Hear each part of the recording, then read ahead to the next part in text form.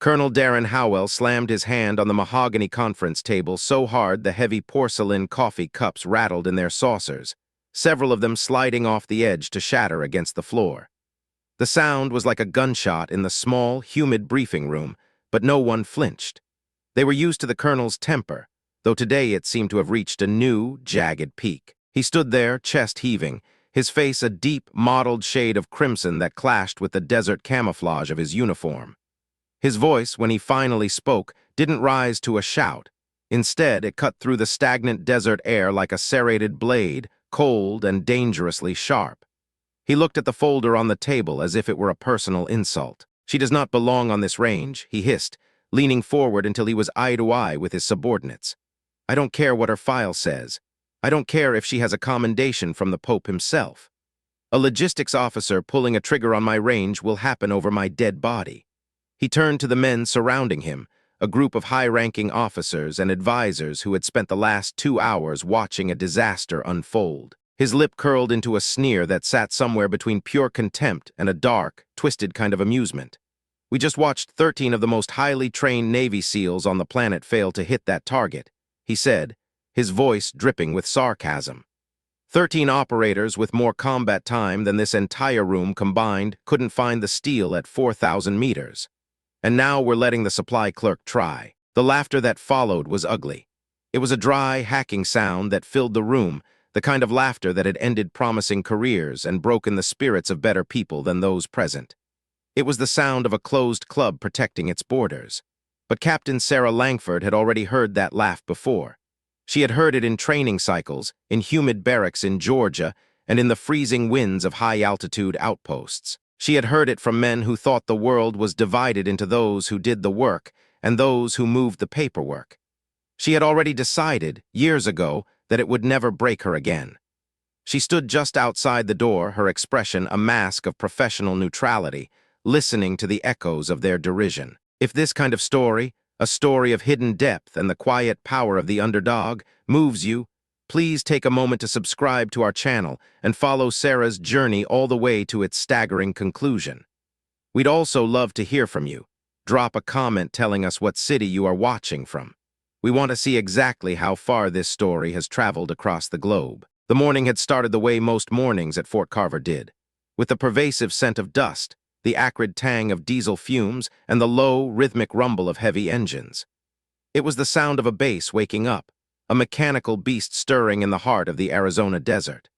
By 6:30 a.m., the sun had already crested the jagged horizon, turning the sky a bruised purple before bleaching it into a harsh, unforgiving white. The air was already beginning to shimmer above the black asphalt of the motor pool, creating liquid illusions that danced in the distance. The thermometer on the side of the logistics building was already hovering near 94 degrees, and the humidity, rare for the desert but present after a midnight flash storm, made the air feel like a wet wool blanket. Captain Sarah Langford noticed none of it. She was 3 hours into a shift that had begun long before the first bugle call. Her office was a sanctuary of organized chaos, filled with the hum of a struggling air conditioner and the rhythmic tapping of a keyboard. She was deep into a thicket of supply manifests, her eyes scanning lines of code and serial numbers with surgical precision. A shipment of high-grade communications equipment, the kind that cost more than a suburban home, had vanished somewhere between a high-security warehouse in Tucson and the secondary depot at the base's eastern edge. To anyone else, it was a clerical error. To Sarah, it was a puzzle that needed solving. A coffee mug sat on the corner of her desk, the liquid inside cold and untouched, a skin of cream forming on the surface. She had a pen tucked behind her ear and a neon yellow highlighter in her hand, her fingers moving with a grace that belied the stress of her position. She was cross-referencing 2 separate inventory logs, her brow furrowed in the quiet, focused intensity of someone who understood a fundamental truth of the military. Details were never small. A missing radio today meant a squad without communication tomorrow. A miscounted crate of ammunition was the difference between a mission succeeding and men dying in the dust, waiting for equipment that would never arrive because someone, somewhere, had been lazy with a pen. Sarah was 38 years old, with 12 years of service carved into the lines around her eyes. People often described her face as serious, though never unfriendly. It was the kind of face that didn't offer a smile unless there was something genuinely worth smiling about. A face that had seen enough of the world to know that hollow pleasantries were a waste of breath. Her dark hair was pulled back into a regulation bun, so tight it looked painful, and her uniform was pressed with such precision the creases could have cut paper. Her boots were polished to a mirror shine, reflecting the fluorescent lights of the office. In her world, if you couldn't control the chaos of the battlefield, you could at least control the state of your uniform. But none of that administrative perfection would matter in a few hours. At 10:15, the silence of her office was shattered by the sharp crackle of her radio. It was Sergeant First Class Danny Reeves, her logistics NCO. Reeves was a good man, a 20-year veteran who had seen the rise and fall of a dozen commanders, and still managed to maintain a sense of wonder about the absurdities of Army life. He was one of the few people Sarah trusted implicitly. "Captain Langford," Reeves said, his voice buzzing through the small speaker with a particular edge she hadn't heard in weeks. "You might want to come down to Range 7. Sarah didn't look up from her manifest immediately. She finished highlighting a discrepancy in a fuel voucher before reaching for the radio. "Why, Sergeant? General Reed is out there, isn't he?" "He is, ma'am. He's got the SEAL sniper team running their long-range qualifications. Something's happening, or rather, something isn't happening." Sarah paused. Her pen moved slightly between her fingers, a small, rhythmic rotation. It was a habit she'd had since she was a young girl, a physical manifestation of a mind working at high speed. It was something she did when she was weighing the cost of a decision she wasn't sure she should make out loud. "Define something," she said. "Well, ma'am, there are 13 of them, the best the Navy has to offer, and all 13 of them just missed the 4,000-meter mark. The general isn't just unhappy, he's gone quiet. And you know what happens when General Reed goes quiet." Sarah was silent for a long moment. She looked at the stacks of paper on her desk, the mountain of logistics data that defined her public life. She thought about the weight of the rifle case she kept locked in the back of her private vehicle, the one she took to civilian ranges 3 towns over every weekend. "I'll be there in 20 minutes, she said. She didn't tell Reeves why. She didn't tell him that her heart had suddenly begun to beat with a drum-like intensity she hadn't felt in years. Range 7 was the longest, most punishing qualification range on the entire installation. It was a monstrous expanse of geography, stretching out from a raised, concrete firing line across a flat, shimmering wasteland of desert scrub, jagged volcanic rock, and heat-blasted sand. It terminated at a target set nearly 4 kilometers away, a distance so vast that the curvature of the Earth actually became a factor in the ballistics. At that range, the target was utterly invisible to the naked eye. It didn't exist as a physical object. It existed only as a set of GPS coordinates, a complex mathematical problem disguised as a piece of steel. The conditions on Range 7 were never kind, but today they were sadistic. The heat distortion, or mirage, was so thick it looked like the air itself was boiling. It could bend a shooter's perception by several feet, making a target appear to be where it wasn't. The wind was a fickle, invisible enemy, shifting unpredictably out of the southwest, gusting through draws and over ridges, changing speed and direction 3 times before a bullet could ever reach its destination. It was the kind of range that separated genuine mastery from those who simply knew how to pull a trigger. 13 men, the elite of the elite, had already stood on that concrete line. Each of them had gone through the exhaustive rituals of the long-range marksman. They had checked their data books, settled into their prone positions, and used breathing techniques designed to slow their heart rates to a crawl. They had accounted for humidity, air density, and the spin of the planet. They had squeezed their triggers with the delicacy of surgeons. And 13 times they had waited. They had waited the 4+ seconds it took for a heavy-caliber bullet to travel across the desert. And 13 times the range officer's radio had crackled with the same flat, soul-crushing report. "Miss."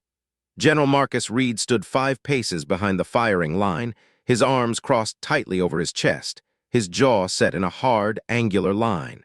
His staff had learned to read that jawline like a weather vane. It wasn't anger, not exactly. Anger was loud and messy.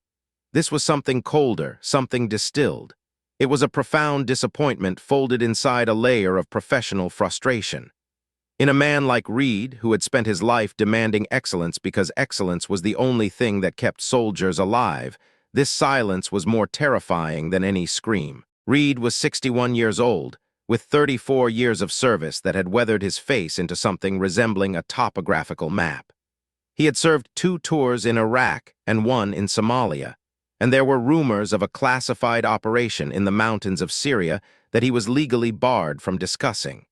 He had seen the cost of failure. He had stood in the rain at Arlington more times than he cared to count, rendering honors to flag-draped caskets while holding himself together with the sheer, agonizing force of military discipline.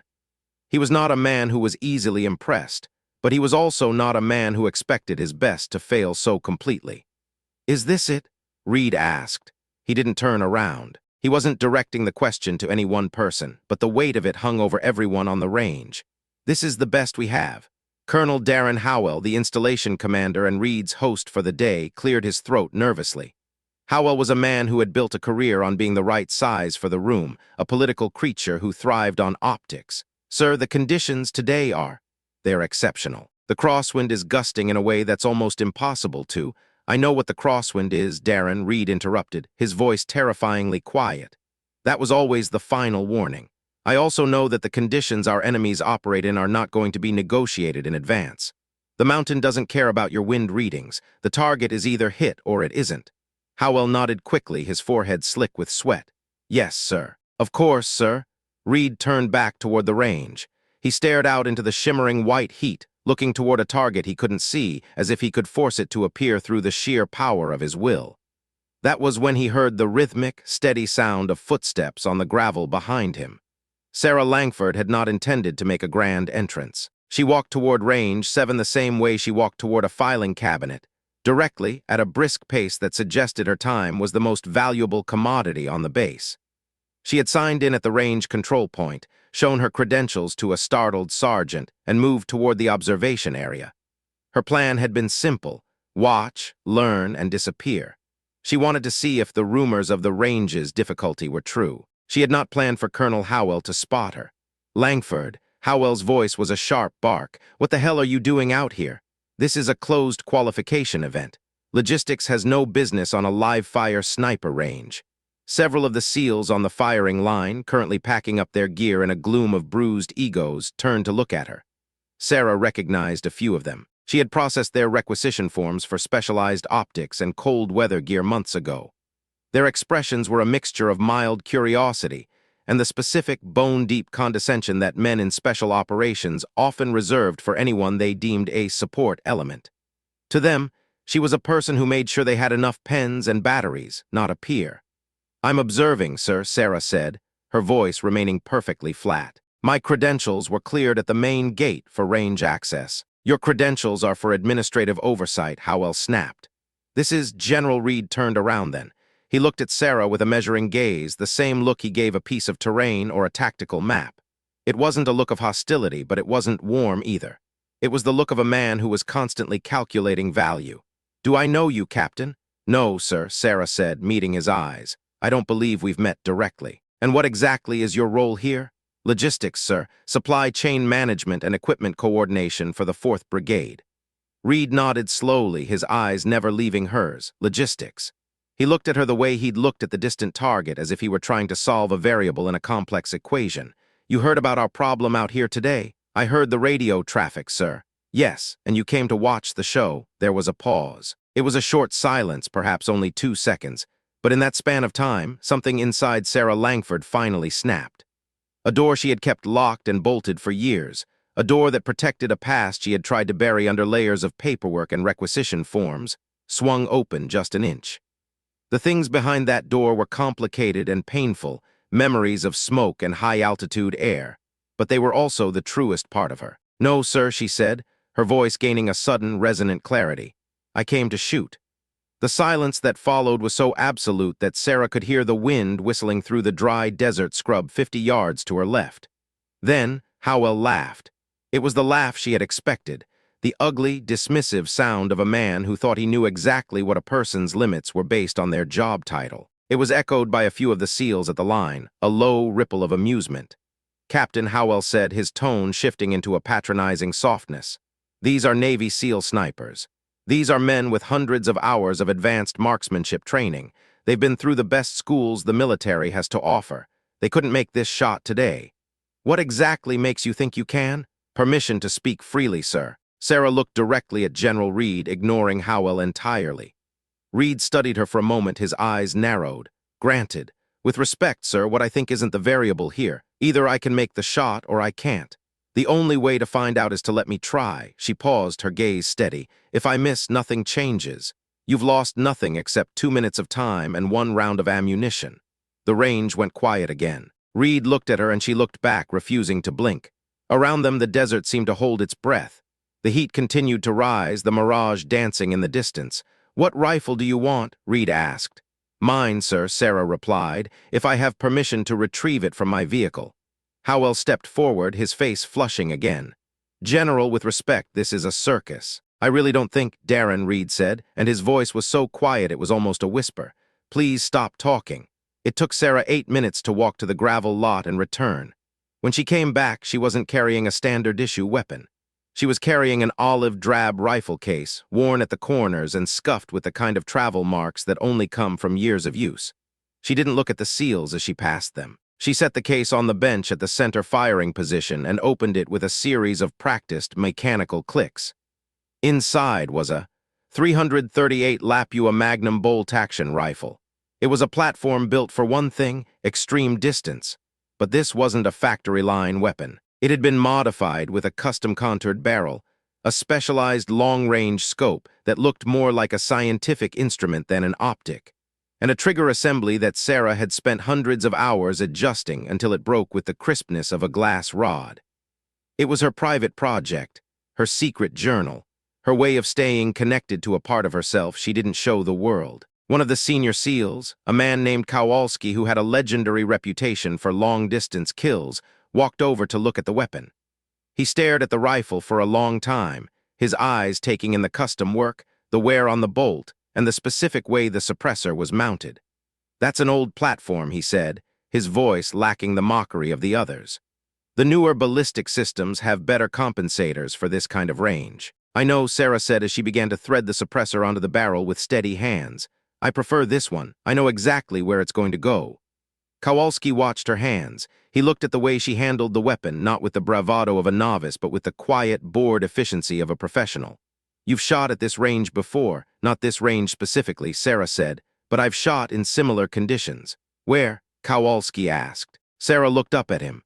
Elsewhere, she said.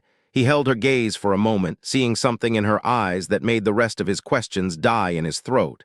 He stepped back and crossed his arms, his expression shifting from skepticism to a guarded kind of respect. He didn't say another word. Sarah settled into the firing position. For the first 2 minutes, she did nothing that looked like shooting. She lay prone on the concrete, her body forming a straight line behind the rifle. She didn't even look through the scope at first. She closed her eyes and listened. She felt the wind on her skin, calculating the speed by the way it moved the hair at her temples. She smelled the dust and the sagebrush. She had a small, spiral-bound notebook beside her, filled with graph paper and hand-drawn ballistic charts. She opened it and began making pencil calculations. She noted the temperature. She noted the humidity. She estimated the wind speed at the firing line, then used her binoculars to check the movement of a stand of desert grass nearly 1,000 meters out to estimate the mid-range drift. She calculated the Coriolis effect, the way the rotation of the Earth would literally move the target while the bullet was in the air. At 4,000 meters, the bullet would drop nearly 860 feet. It was a mathematical absurdity, a feat of physics that seemed impossible. What's she doing? Someone whispered behind her. Riding her will, a few people chuckled, but the sound was thin and died quickly. Sarah's pencil didn't stop moving until she was satisfied. She closed the notebook, adjusted her scope by several clicks, and then finally pressed her cheek against the stock. She found the target in the optic. At that magnification, the heat shimmer made the steel target look like it was underwater, dancing and blurring in the white light. She began her breathing. In, out, in, out. Her heart rate slowed. The world narrowed until there was nothing but the crosshairs and the ghost of a target 4 kilometers away. She felt the trigger against the pad of her finger. She waited for a lull in the wind, a specific moment of atmospheric stability that she could feel more than see. She exhaled half a breath and held it. The world went silent. She squeezed. The report of the 338 was a heavy metallic crack that echoed across the canyon walls, a sound of immense power suddenly unleashed. The rifle recoiled against her shoulder, but Sarah didn't move. She kept her eye behind the scope, watching the empty space where the bullet had gone. Now came the wait. At 4,000 meters, the bullet travels at incredible speeds, but the distance is so vast that it takes over 4 seconds to arrive. Those 4 seconds on range 7 felt like an eternity. No one spoke. No one breathed. The only sound was the distant creak of a flagpole. The radio in the range officer's hand crackled to life. The voice that came through was flat, professional, and tinged with an unmistakable note of shock. Impact, the voice said. Center mass. Confirmed hit. For 3 seconds, the silence on the firing line was even deeper than before. It was the silence of a group of people who had just watched the laws of physics be rewritten by a logistics officer. Then Kowalski spoke, his voice a low, reverent murmur. Holy God, that broke the spell. The range erupted into a chaotic murmur. The SEALs were looking at each other, then at Sarah, then back at the horizon. One of the younger candidates actually walked in a small circle, rubbing his head as if he'd been struck. General Reed, however, remained perfectly still. He didn't cheer, he didn't smile, he just stared at Sarah. Howell stepped forward, his voice high and defensive. The equipment. There must be a glitch. The target verification system is probably overheated. Run the diagnostic again. The range officer looked at his screen. The system is functioning normally, Colonel. 2 independent sensors confirmed the vibration. It was a dead center strike. Run it again. Howell shouted, his face now a ghostly pale. Sarah was already standing up. She brushed the desert dust from her uniform with a single efficient motion. She didn't look at Howell. She didn't look at the SEALs. She simply reached down, cleared the chamber of her rifle, and closed the case with the same mechanical calm with which she'd opened it. Her hands were as steady as the rocks beneath her feet. General Reed crossed the space between them in 7 long strides. He stopped directly in front of her, his presence looming like a mountain. He looked at her with an intensity that would have made most officers crumble. Captain Langford, he said. Sir, how long have you been doing this? Sarah considered the question. She knew he wasn't asking about her time in the logistics department. He was asking about the soul of the person who had just made a 4-kilometer shot with an old rifle. A while, sir, she said.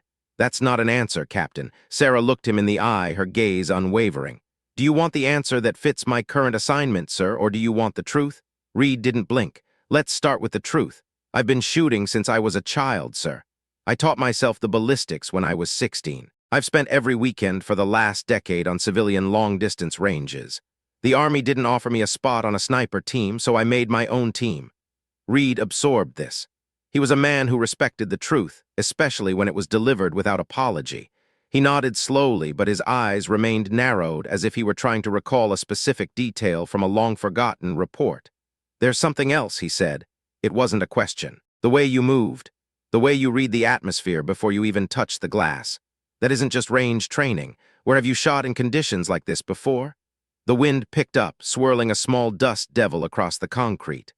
Sarah felt the heat on the back of her neck. She thought about a ridge line thousands of miles away, about the taste of cold, thin air and the smell of cordite in a place where no one was supposed to be. Afghanistan, sir, she said. The word hung in the air, heavy and undeniable. Reed's expression changed. A shadow of recognition crossed his face, a memory surfacing from the depths of a career filled with shadows. Afghanistan, Reed repeated. His voice had lost its edge, replaced by a hollow, haunting quality. Multiple deployments, sir, Sarah said, though not in any role that was officially documented as marksmanship. Reed looked at her for a long time.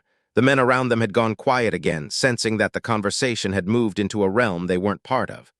Reed was silent for so long that Howell began to fidget, but the general ignored him.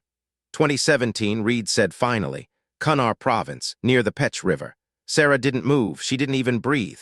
There was an operation, Reed continued, his voice barely audible above the wind. My team was compromised. We were pinned in a ravine for 6 hours. We were running out of ammunition and air support was grounded due to a storm. And then, at approximately 1400 hours, the 3 combatants who had us pinned were removed. They were taken out in rapid succession from an elevated position that no one on my team had secured. We never identified the shooter. We assumed it was a CIA asset or a ghost. He looked at Sarah, his eyes searching hers for a confirmation she wasn't sure she was allowed to give. Sarah looked back, her face a mask of professional gravity. That's a reasonable assumption, sir, she said softly. General Marcus Reed looked at the woman standing in front of him. the supply clerk, the logistics officer, the woman who had been dismissed by every man on the range. He looked at her worn rifle case and her dust-covered boots. He looked at the 13 elite SEALs who had failed where she had succeeded. Then, slowly and with a profound sense of purpose, General Reed brought his right hand up to the brim of his cap. He held it there, a full, formal salute, rendered with the kind of respect usually reserved for heads of state or fallen heroes. He held it until the silence was heavy enough to feel. He wasn't saluting a captain. He was saluting the ghost who had saved his life on a ridge in Kunar. He was saluting a master of a craft that the world tried to tell her she didn't belong to. "Thank you, Captain," Reed said, "for the logistics report." Sarah returned the salute, her hand sharp and certain. "Anytime, sir." As she picked up her rifle case and walked back toward the gravel lot, the SEALs parted for her like the Red Sea. No one laughed. No one made a joke. They simply watched her go, a woman who had spent her life managing the details, knowing that the greatest detail of all was the one they never saw coming. She climbed into her truck, the dust settling around her, and drove back toward her office, where there was still a missing shipment of radios that needed her attention. The desert was still hot, and the day was far from over, but for the first time in years, the door to the past was closed, and Sarah Langford was exactly where she needed to be. The silence of the Arizona desert was a physical weight, heavy and absolute. It was a stillness that didn't just sit over the landscape, but seemed to press into the very marrow of the men gathered on Range 7. Captain Sarah Langford stood in the center of that silence, her spine a rigid line of military discipline, her face a mask of practiced, hollowed-out calm. Before her, General Reed held his salute. It was a gesture that defied the hierarchy of the moment, a recognition that bypassed the bars on her shoulders and spoke directly to the impossible feat she had just achieved. Around them, the air shimmered with the residual heat of the midday sun, distorting the horizon into a wavering, liquid blur. Sarah didn't drop her eyes, nor did she allow the slightest tremor to disturb the set of her jaw. She accepted the salute with the same quiet, impenetrable equanimity she had used to weather the laughter of the SEAL candidates and the cold skepticism of the officers.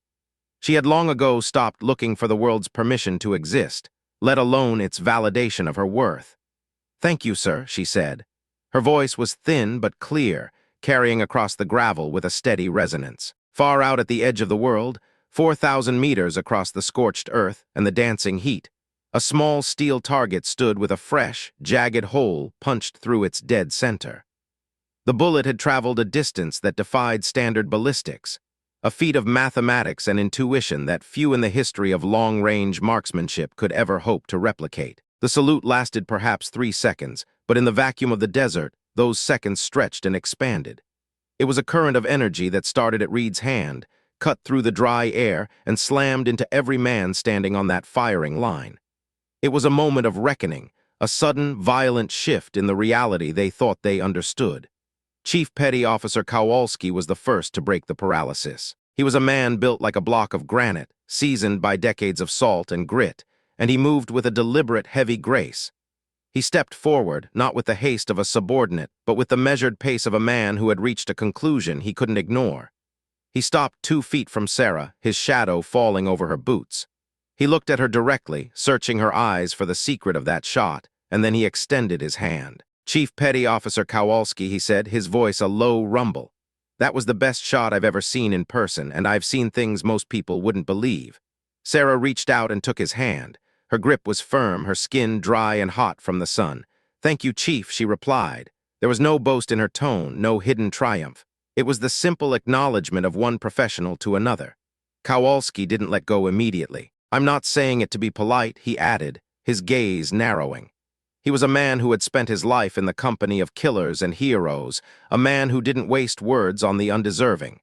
"I'm saying it because it's the truth, and because you deserve to hear it from someone who knows what it took to pull that trigger."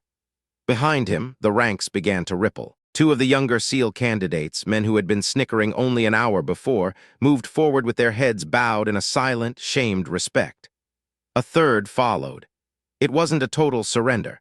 There were still men at the back of the line who remained frozen, their arms crossed, their faces twisted into expressions of stubborn denial. They were busy in their own minds, frantically constructing excuses, wind gusts, fluke mechanical errors, anything to avoid revising the comfortable biases they held about a logistics officer. But enough of them moved that the air on the range changed. The hostility had evaporated, replaced by a profound, uneasy awe. Colonel Darren Howell, however, was not among those who moved. He stood as if carved from ice, his hands clasped tightly behind his back, his jaw set in a way that suggested he was physically holding back a scream of frustration. His eyes were darting, performing the frantic, silent work of a bureaucrat watching his carefully managed reality dissolve into chaos. He was already calculating the fallout, drafting the memos in his head, searching for the language that would minimize this event in his official reports. He would call it an anomaly, an unauthorized deviation from protocol, a liability. Sarah watched him and recognized the look instantly. She had seen it on the faces of men like him her entire career, the weather of the institutional mind, cold and predictable. She didn't resent it. She simply prepared for the storm it signaled. General Reed noticed Howell's silence without even turning his head. He had known Darren Howell for 11 years, through multiple deployments and the labyrinthine politics of the Pentagon. He understood the exact frequency of that silence. Darren, Reed said, his eyes still fixed on Sarah as if he were trying to memorize the silhouette of a ghost. "You have something you want to say?" Howell cleared his throat, the sound sharp and abrasive in the quiet. "I think we need to talk about the protocols here, sir." The range was designated for a closed qualification event for Tier 1 candidates. Captain Langford's participation wasn't authorized through the proper channels. There are liability considerations to think about, not to mention the chain of command questions. "This isn't just about a shot, sir. It's about the process." "She made the shot," Darren, Reed said, his voice deceptively soft. "Yes, sir, she did," Howell countered, his voice rising in pitch. "But the process failed 13 times this morning." Reed finally turned his head, his gaze landing on Howell with the weight of a falling mountain. "The process sent 13 highly trained, elite shooters to that line, Darren. It gave them the best equipment, the best weather data, and the best support we could buy. And the process brought all 13 of them back without a single confirmed hit. And then, a logistics officer who wasn't authorized by your channels walked up to that same line and did what none of them could do." He paused, letting the heat of the sun and the weight of his words settle. "So maybe we should have a slightly more careful conversation about what the process is actually protecting. Is it protecting our effectiveness, or is it protecting your pride?" Howell's mouth snapped shut. He opened it again, a desperate rebuttal forming on his tongue, but nothing came out. He looked in that moment like a man who had arrived at a door he had expected to find open, only to find it not just locked, but welded shut. Sarah said nothing.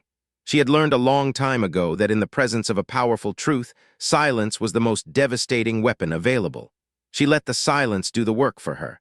It was Kowalski who eventually spoke, asking the question that had been hovering over the range like a vulture. "Captain Langford," he said, his voice hushed. "How many shots have you taken at this range or beyond?" Sarah looked at him, her eyes reflecting the vast, empty sky. "In controlled conditions or field conditions?" she asked. Kowalski's eyebrows twitched. "Both. In controlled conditions, ranges, practice, calibration work, several thousand over the course of 17 years, she said. She paused, her mind flicking through a mental ledger of wind charts and cold bore logs. "In field conditions, with a live threat environment and time pressure, the number is smaller." "How much smaller?" Kowalski pressed. She looked at him for a long beat, the memory of distant mountains and the smell of ozone flickering behind her eyes. 11 confirmed, 3 probable. The range went silent again. This wasn't the polite quiet of men waiting for a speaker to finish. It was the genuine, heavy silence of a group of people recalibrating their entire understanding of the person standing in front of them. 14 engagements at extreme range. In the field, under live fire. The numbers hung in the air, refusing to settle. They were numbers that didn't belong to a logistics officer. They belonged to someone who had lived in the shadows of the world's most dangerous places. "Where?" Kowalski asked, his voice now barely a whisper. 3 locations, Sarah replied. "I'm not going to give you the specifics right now, not on an open range." Kowalski nodded slowly. He accepted that answer with the ease of a man who lived in a world of compartments and classified files. He knew that some answers were kept behind locks for reasons that involved life and death. "Fair enough," he said. Reed had been watching this exchange with the keen, predatory focus of a commander who had just found a missing piece of a very complex puzzle. He stepped closer to Sarah, his voice dropping into a lower register. It wasn't a whisper the men around them could still hear, but it was intimate, weighted with a personal history that only he and Sarah seemed to share. Afghanistan was one of those locations, wasn't it? Yes, sir, she said. Kunar Province. 2017. You were there in what official capacity? Sarah met his eyes without blinking. Officially, sir, I was attached to a logistics coordination unit supporting forward operating bases in the eastern sector. I was managing fuel supplies and equipment requisitions. And unofficially, sir, I was doing what needed to be done. Reed absorbed that. He was quiet for a moment, not for effect, but because he was actually thinking, his mind racing back to a ravine in the Hindu Kush where the world had nearly ended for him. The operation I'm referring to, he said, his voice tight. My team was 6 men. We had been compromised by a local informant, though we didn't know it at the time. We went into that ravine expecting a clear route to the extraction point and found ourselves pinned from 3 elevated positions within 90 seconds of entry. He stopped, looking out at the shimmering desert as if he could see the gray rocks of Kunar rising from the sand. We were going to lose everyone, Captain. I was certain of it. I had already made my peace with it. And then in the space of about 40 seconds, the 3 shooters that had us pinned were removed. Clean shots. No warning, no radio communication. Whoever was on that trigger knew exactly what they were doing and exactly when to do it. Sarah's voice was like a cool breeze. 6 men came home from that ravine, sir. 5 men came home from that ravine, Reed corrected her, his voice going very quiet. Sergeant First Class Thomas Webb died of his wounds 11 days later at Bagram.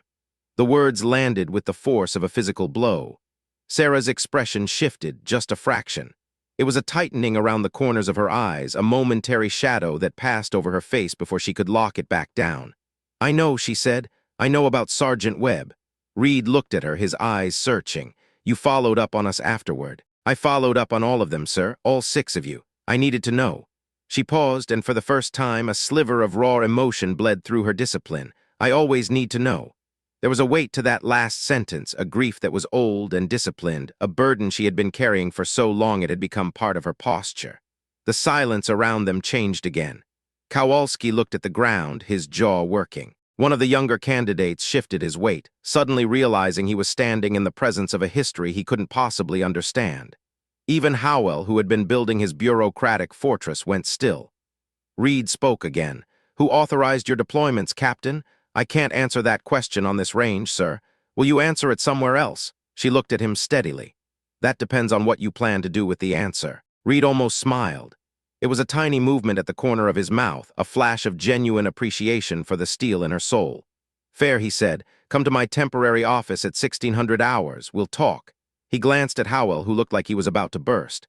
Sir, I really think given the circumstances, 1600 hours, Reed repeated, looking only at Sarah. Don't be late. Yes, sir, she said. She bent down and picked up her rifle case. It was a heavy, olive-drab box that she handled with a casual, practiced strength. She gave Kowalski a small, genuine nod, a gesture that carried more weight than any formal salute. Then she turned and walked off the range exactly as she had walked onto it. Directly, with a pace that suggested she had 1,000 more things to do and very little time to do them. Behind her, she heard Howell's voice start up again, low and insistent, a buzzing insect against the desert heat. She heard Reed's voice cut across it like a blade, but she didn't turn around. She didn't need to see the fallout. She had been reading rooms and trajectories for a long time.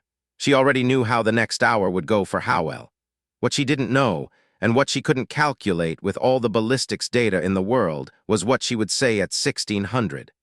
The truth of her life wasn't a clean thing. It wasn't a story that fit into a briefing format or a mission report. It was a tangled mess of decisions made in the dark, of permissions that had never been written down, and of 4 names that she carried with her every single day. 4 names that General Marcus Reed didn't know yet. She reached her vehicle, a nondescript government SUV, and placed the rifle case in the back with a dull thud. She climbed into the driver's seat but didn't start the engine. She had 2 hours and 45 minutes before the meeting. She spent 4 of those minutes sitting perfectly still, her hands resting on the steering wheel, her breath moving in and out of her lungs in a slow, rhythmic cycle. She let the adrenaline of the range drain away, leaving behind only the cold, hard clarity she used to survive. Then, she started the engine and drove back toward the logistics depot. She had a mountain of supply manifests to finish. The missing communications equipment she had been tracking wasn't going to find itself, and the army didn't stop moving just because she had punched a hole in a target at 4 kilometers. Inside her mind, tucked away behind the part of her that was reviewing inventory numbers and fuel consumption rates, the 4 names moved quietly in the shadows. Thomas Aucaffer, James Ritter, Derek Baines, Louis Espinosa. She didn't think of them as ghosts. Ghosts were things that haunted you, things that jumped out of the dark to scare you. These 4 were different. They were a weight she chose to carry, a burden she had strapped to her back 7 years ago and never set down. She believed she was supposed to be strong enough to hold them. She believed that if she ever put them down, if she ever just walked away from the memory of them, she would be abandoning something that deserved better than to be forgotten. At 1400 hours, her radio crackled to life, breaking her concentration. "Langford, this is Reeves. Captain, you've got a message from Colonel Howell's office. He wants to meet with you before your 1600 with the general. He says it's urgent." Sarah looked at the radio, her expression flat. "Tell him I'm unavailable until 1600, she said. There was a pause, a bit of static as Reeves hesitated. "Ma'am, he was pretty insistent. He said it was important for your career." "Tell him," Sarah said, her voice like iron, "that I'm sure it is, and then I'll see him when I see the general." She clicked the radio off and went back to her manifest. The missing communications equipment had been rerouted through a secondary depot in Texas and mislabeled as training materials. It took her 12 minutes to find the error in the digital ledger. She filed the correction, flagged it for Reeves to action, and closed the folder. She was good at her job. She had always been good at her job, both of them. At 1540, she walked toward the administrative building where Reed's temporary staff had set up their base of operations. The building was a drab, sun-bleached structure of concrete and glass, typical of the Arizona base. She was 20 minutes early, but she didn't pace. She sat in the hallway on a hard plastic chair, her back perfectly straight, her hands resting motionless in her lap. She watched the personnel scurry by, young aides with stacks of paper, officers with harried expressions, the constant, low-level hum of a military machine in motion. At 1558, the heavy oak door opened. Reed's aide, a young captain named Foster, stepped out.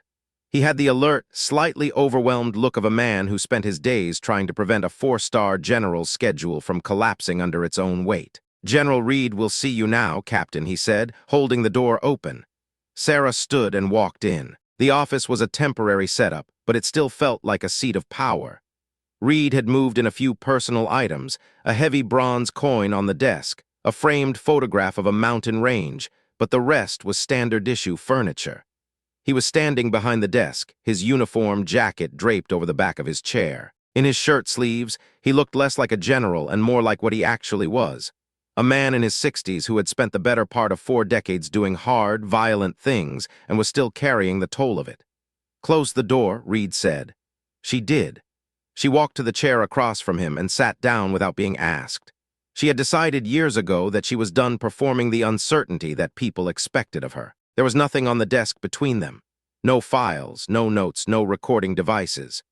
Reed sat down and leaned forward, his hands interlaced. "Darren Howell is going to file a formal complaint," he began. "He's going to say your presence on Range 7 was unauthorized, that it created a massive liability, and that the results of your shot need to be reviewed by an independent observer before they can even be mentioned in an official capacity. He's also going to make a few phone calls to his friends in the Inspector General's office." "I know," Sarah said. Reed tilted his head. "You don't seem concerned." "I'm concerned, sir. I'm just not surprised. There's a very big difference between the two." Reed studied her for a moment, his eyes sharp. "Tell me about the 4 you lost." The sentence hit the room like a percussion grenade. No preamble, no soft lead-in. He simply placed the thing she had been carrying for 7 years right in the center of the desk, where it could no longer be ignored. It was the most startling thing he had said all day, more than the salute, more than the mention of Kunar. It meant that in the hours since the range, Reed hadn't just been arguing with Howell, he had been digging. He had been looking into the dark corners of her service record that were supposed to be sealed. Sarah was quiet. The silence stretched, filled only by the hum of the air conditioning. It wasn't that she didn't want to answer, it was the weight of the words. When you carry something for 7 years in total silence, the first time you try to speak about it, the words feel too heavy for your tongue. Thomas Aucaffer, she finally said, her voice thick but steady. James Ritter, Derek Baines, Louis Espinosa. She said each name slowly, giving them their full weight. They were my team, unofficially.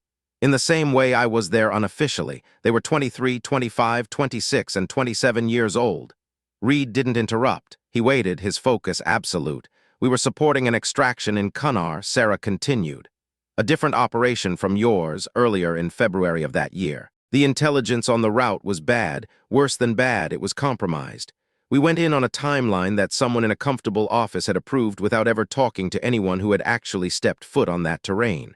We hit an ambush at a choke point. I was in an elevated position, a hide I'd set up 3 hours early. I could see the choke point from my glass. I could see the ambush setting up. I had 30 seconds of warning and a radio that was being jammed by something high-end. She stopped, her eyes fixed on a point somewhere over Reed's shoulder. I took out 3 of the ambush team before the first explosion, but there were more. 2 of them reached the choke point before I could re-engage. She stopped again, the memory of the fire and the sound of the blast echoing in her mind. Thomas, James, Derek, and Louis. They were in the lead vehicle. Reed leaned forward, his elbows on the desk. That wasn't your failure, Captain. No, she said, her voice cracking just slightly. It wasn't. I know the math. I know the timing. I know I did everything that was humanly possible from that position. She looked him directly in the eyes. But I also know that knowing something isn't the same as being done with it. I am not done carrying them. I don't think I'll ever be done. She took a breath, her composure returning like a shield. What I can do, sir, is make sure that what I know, the math, the mechanics, the patience, the way to read the air and the ground, gets passed on. I can make sure it goes to people who will use it correctly, so that the next time someone is in a choke point with bad intel and a jammed radio, there are more shooters in the hills. And they're better than I was, and they have more time. The room was still. The sun was beginning to dip lower outside, casting long, orange shadows across the floor. Reed looked at her for a long time, his expression unreadable. That's why you wanted to shoot today, he said. It wasn't about the record. It wasn't about showing off for the SEALs. No, Sarah said. It was about being seen, because you can't teach what no one knows you have. Reed reached into a desk drawer and pulled out a thick manila folder. He set it on the desk and pushed it toward her. She didn't open it immediately. She just looked at the plain cover. That's a proposal, Reed said. I spent the afternoon drafting the outline. It establishes a new long-range marksmanship instruction program under the Army's Advanced Training Directorate. It's designed to be a bridge between the traditional sniper schools and the specialized needs of Tier 1 units. It needs a lead instructor. He paused. It needs someone who understands the math and the mechanics. But more than that, it needs someone who understands exactly what it costs when those things aren't good enough. Sarah looked at the folder, then back at Reed. And Howell doesn't run the Advanced Training Directorate, Reed said. I do. Sarah picked up the folder and opened it. She read the first page, her eyes moving with the same clinical precision she used to scan a range. She turned to the second page. On the very first line of the dedication section, there were 4 names. Thomas Aucaffer, James Ritter, Derek Baines, Louis Espinosa. Something moved across her face then. It was brief, a flickering of the mask she had worn for 17 years. It wasn't grief, and it wasn't exactly relief. It was the look of a person who had been holding a heavy door shut against a storm and had finally felt another hand move to help her hold it. It was the acknowledgement of her burden by someone who understood its true weight. She set the folder down and straightened it carefully, her fingers tracing the edge of the paper. I'll need to review the full proposal, she said, her voice returning to its professional clip, and I'll need written assurances about the program's independence from installation-level command. Meaning Howell, meaning anyone whose primary concern is the process over the outcome, she clarified. Reed nodded. I'll get you those assurances. Then we have something to talk about, sir. Outside, the Arizona sun was sinking into the jagged teeth of the mountains. The shadows on the base were long and purple, stretching across the gravel and the asphalt. Far across the installation, Range 7 was silent and empty, the wind whispering through the sagebrush. The target at 4,000 meters still stood, a lonely sentinel in the fading light, bearing a mark that most would call impossible. Sarah Langford walked out of the building and into the cooling air. She didn't feel lighter, not exactly. The names were still there, the weight was still there. But for the first time in 7 years, she wasn't walking in the dark. She had a room. She had a voice. And she had a way to make sure that the next time the world tried to break someone like her, they would find a much harder target. The folder sat on her desk the next morning, a new manifest for a new kind of mission. She opened her laptop, checked the fuel requisitions for the third time, and then reached for her pen. She had work to do, all of it. Sarah drove home with the folder sitting on the passenger seat like a live round. Technically, it was an irregular situation, classified material resting in a personal vehicle without the proper security protocols. But Reed had handed it to her without a single classification marker. It wasn't a mistake. Reed didn't make those. He was a man who lived and breathed the architecture of military bureaucracy, knowing exactly which lines to color outside of to get a result. If the folder wasn't marked, it was because he wanted it to remain a ghost, a document that didn't officially exist until the moment it was signed into reality. She had read it 3 times before the clock struck midnight, her eyes tracing the lines of text until the words began to blur. Then, she had set it on her kitchen table, made a pot of coffee, and sat with it. She sat with the document the way she sat with a difficult shot or a complex logistics bottleneck, not trying to force a solution, but letting the variables exist in front of her, waiting for the patterns to emerge. The program Reed was proposing was staggering in its ambition.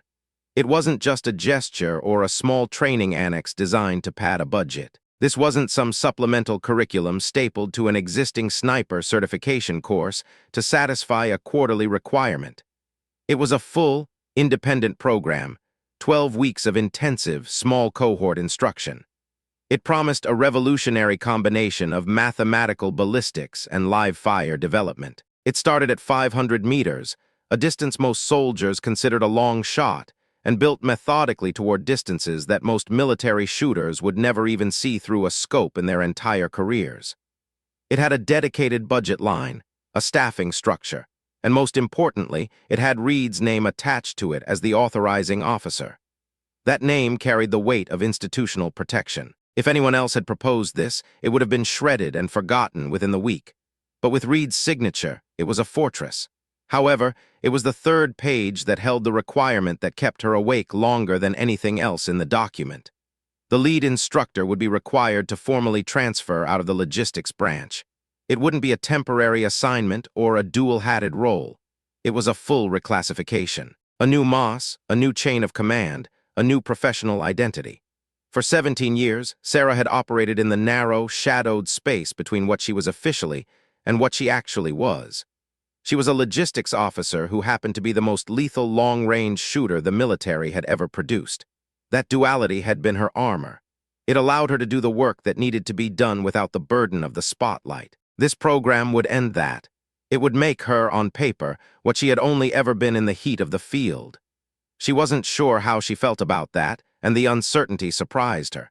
She had spent nearly 2 decades believing that recognition was the goal, that being seen for her true skill was the thing she was working toward. Now that it was being offered, the prospect of stepping out from behind the curtain felt like a vulnerability she wasn't sure she was ready to accept. She was still sitting in the quiet of her kitchen, the cooling coffee forgotten, when her phone vibrated against the wood of the table at 06:45. The screen displayed a private number. Despite the hour and the anonymity, she answered. Her voice was steady, professional. She identified herself as Captain Langford. The voice on the other end was not one she recognized. It was a male voice, mid-range, possessing the specific, eerie flatness of someone who had been trained to remove all interpretable effect from his speech. He didn't offer a name, stating only that his identity wasn't important for the moment. What mattered, he said, was that she had received a document from General Reed the previous afternoon. Sarah set her coffee cup down with deliberate care, her knuckles white. She told him she was listening. The voice continued, cold and measured. He informed her that the document described a program that would not receive final authorization. He wanted her to understand that reality before she made any life-altering decisions based on its contents. When Sarah asked who he was, he replied that he was someone who had been aware of her activities for much longer than she might expect. He expressed a preference that their conversation remain private. He spoke of General Reed with a patronizing respect, calling him a good officer with good intentions, but noted that there were people above Reed whose intentions were far more complicated. These people, he claimed, had concerns about the institutional visibility this program would create. They were worried about the activities that had up to now been managed with what he called appropriate discretion. The phrase made Sarah's jaw tighten until it ached. Appropriate discretion was a term she knew well. It was the linguistic mask used by organizations when they wanted to benefit from an action they weren't prepared to officially acknowledge. It was the language of the shadows. She realized with a sharp, cold clarity that the voice was telling her that the people who had used her skills in the field, the people who had leaned on her when the official channels were too slow or too loud, didn't want a program that would force them to explain how she had been doing it. They wanted the results, but they didn't want the record. They had used her, and now they wanted to ensure the history books stayed blank. The caller didn't deny it. He simply told her the situation was complicated and encouraged her to think carefully about her next steps. He mentioned that her meeting with Reed had been noted. He claimed they weren't hostile, but they were watching. Then the line went dead. Sarah sat with the silent phone in her hand, looking at the folder on her table. The morning light was beginning to filter through the windows, gray and thin. She didn't hesitate. She stood up, put on her uniform with the practiced movements of a soldier, and drove to the base. At 07:30, she arrived at Reed's temporary office. She didn't knock. Foster, the general's aide, started to rise from his desk to intercept her, but she cut him off with a sharp look. She told him she needed 5 minutes with the general and kept walking.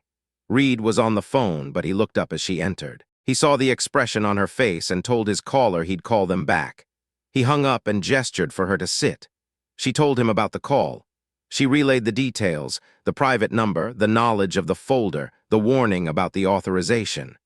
She repeated the phrase, appropriate discretion, and the claim that people were concerned about visibility. Reed's expression didn't shift into anger or surprise, but something behind his eyes went perfectly still, like a predator spotting movement in the brush. He asked if they had threatened her. She told him they hadn't, not directly, but that they were watching. Reed nodded slowly.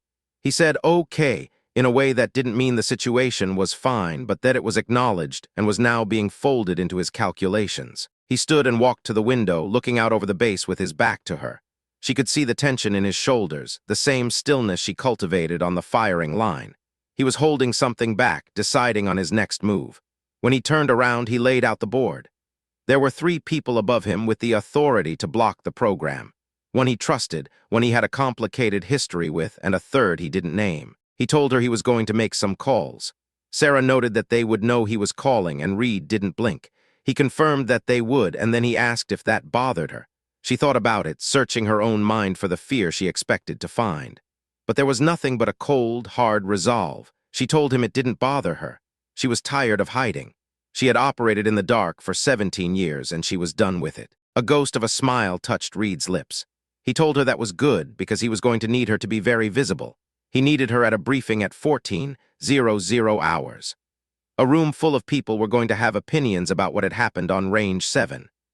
Darren Howell had filed a formal complaint at 06:00 that morning, requesting a review of her presence and the validity of her qualification shot. It was the fastest Howell had ever moved in his entire career. The review was to be run by Colonel Patricia Wen, a JAG officer known for being thorough, fair, and utterly indifferent to Howell's political maneuvering. But Wen was also a stickler for procedure.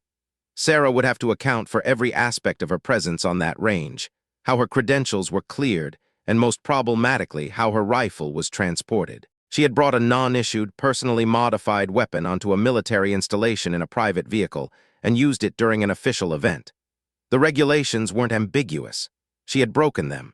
When Reed asked why, Sarah didn't offer an excuse. She told him the truth.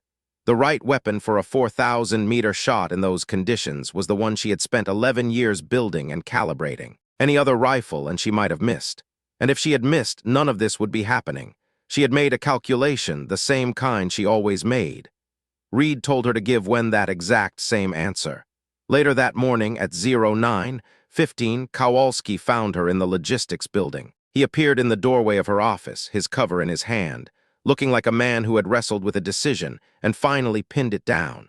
He stood with the solid, immovable balance of a man used to heavy seas and dangerous decks. He had heard about Howell's complaint. News on a base like Carver traveled faster than a radio signal. He told her he wanted to testify at the review. He and two of his men had been on that line. They had seen everything. He wanted to go on record about the shot, not just as a number on a sensor readout, but what it meant in real terms to someone who understood the physics of the impossible.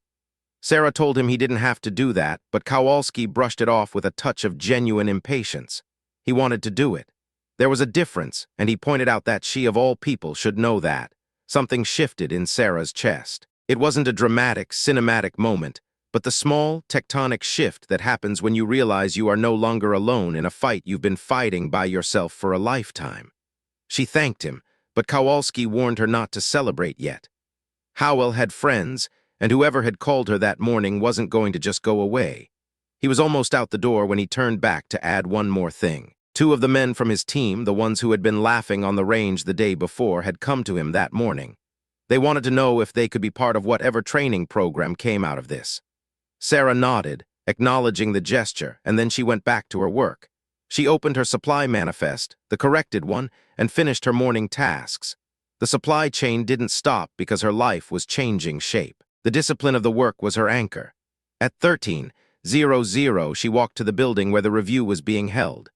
Colonel Wen's team had taken over a conference room on the second floor, a sterile, institutional space filled with the smell of floor wax and the hum of fluorescent lights. Wen was already there, a compact woman of 50 with the organized precision of a master watchmaker. She had spent her career ensuring the law was applied exactly as written. She thanked Sarah for being on time and told her to sit. They waited. Sarah was good at waiting. She had spent 17 years waiting for the wind to die down, for a target to emerge, for the world to align. Howell arrived 4 minutes later, flanked by a JAG captain and a civilian Sarah didn't recognize. The civilian was in his 50s, wearing a suit that was far too expensive for a place like Fort Carver. He had the kind of unremarkable face that powerful people used as a camouflage. He sat down without an introduction. Wen opened the proceedings, emphasizing that it was a preliminary review to establish a factual record. She turned to Sarah first. Sarah spoke with precision, describing her decision to go to the range, the radio traffic she'd heard, and her legitimate credentials. She admitted to bringing her own rifle and explained her calculation. Howell tried to interrupt twice, but Wen shut him down with a calm, practiced authority. Then Wen turned to the civilian, calling him Mr. Caldwell. This was the first time his name had been spoken. He had requested to speak about the matter of the weapon. Caldwell looked at Sarah with a neutral expression that was so carefully maintained it felt like a threat. He began by saying he didn't intend to diminish her skill, but that the chain of authority she had been operating under required clarity. He spoke of her deployments and the nature of her activities in Afghanistan. Sarah didn't flinch. She told him she had been clear about her activities with the appropriate authorities and would speak to any official inquiry. Caldwell suggested the review might expand in scope, a veiled threat of a much larger investigation. Sarah looked him in the eye and told him she had nothing to hide, only things she had been prevented from making visible. A flicker of something crossed Caldwell's face. It wasn't fear, but the realization that the levers he usually pulled weren't working. He was dealing with someone who couldn't be managed. Wen was taking notes the entire time, her pen never slowing. She was recording every word, every look, every shift in power. That was when Kowalski and his men entered. Wen had received his request for testimony, and despite Howell's protests, she allowed him to speak. She was in control of her process, and she wasn't going to let Howell or a civilian in an expensive suit dictate the terms. Then the final unexpected variable arrived. Reed's aide, Foster, appeared in the doorway with a document for the review. Wen took the folder and opened it. Her expression remained professional, but her pen stopped moving for 4 heartbeats. She looked up and addressed the room. General Reed had submitted a declassification request for Sarah's entire operational record in Afghanistan, mission logs, authorization chains, and outcome assessments. Along with it was a letter of commendation signed by Reed and 2 other flag officers. The silence that followed was heavy, almost physical. Howell looked like he was losing his grip on reality. Caldwell was a statue, the weight of the situation finally pressing down on him. Sarah sat with her hands flat on the table, breathing slowly. She hadn't known Reed was going to do this. He hadn't asked for her permission to make her visible. He had simply decided she deserved to be. For the first time in 17 years, the variables were out of her hands. She found, to her surprise, that she was okay with that. The review broke at 16, 40 without a finding, the record left open for the declassification process. Caldwell left without a word, moving with the efficiency of a man already planning his next move. As she walked out of the building, Sarah felt the weight of the day, but also a strange sense of liberation. The secrets she had carried like stones in her pockets for nearly 2 decades were being laid out in the light. Across the base, Range 7 sat empty in the cooling afternoon air. The target at 4,000 meters was still there, the hole in its center a permanent testament to what she could do. She wasn't going anywhere, and now, for the first time, the world was going to have to acknowledge that. The drive back to her small off-base apartment felt different this time.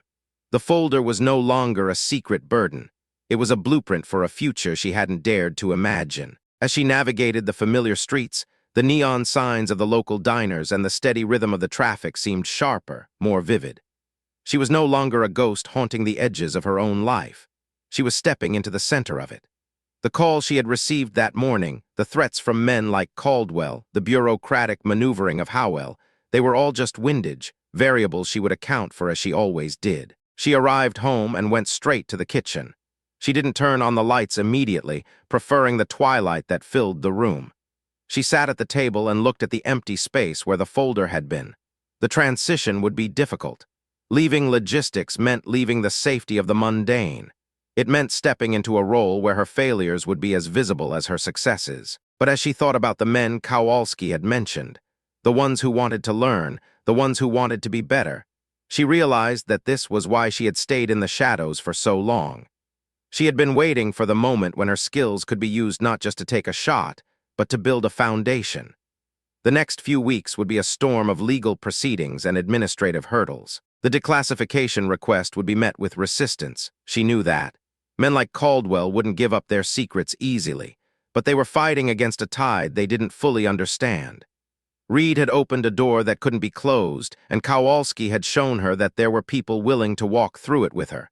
She wasn't just a sniper anymore, she was a pioneer. She finally reached over and switched on the small lamp above the table. The warm glow spilled across the wood, chasing away the shadows.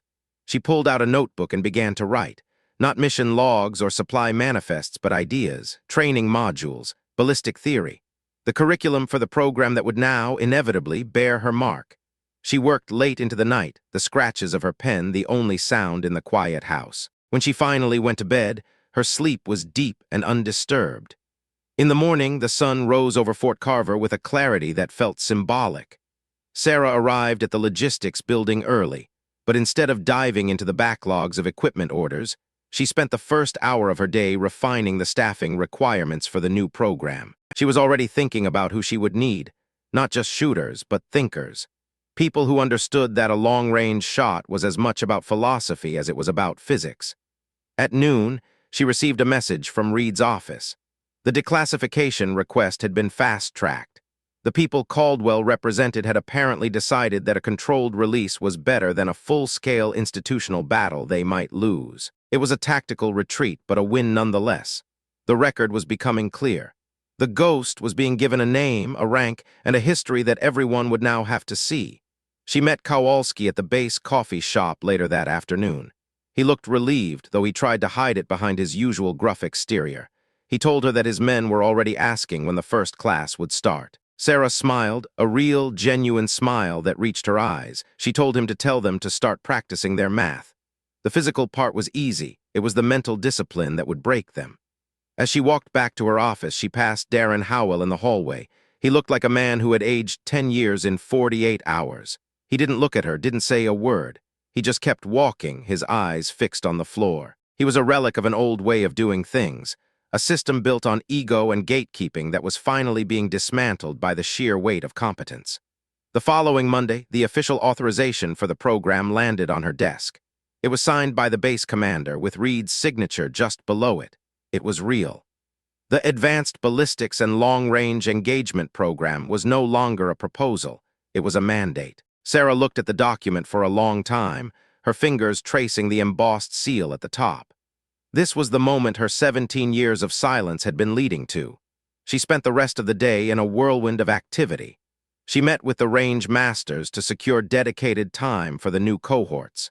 She coordinated with the armory to begin the process of procuring the specialized equipment they would need. And she made one very important phone call to the custom shop that had helped her build her rifle.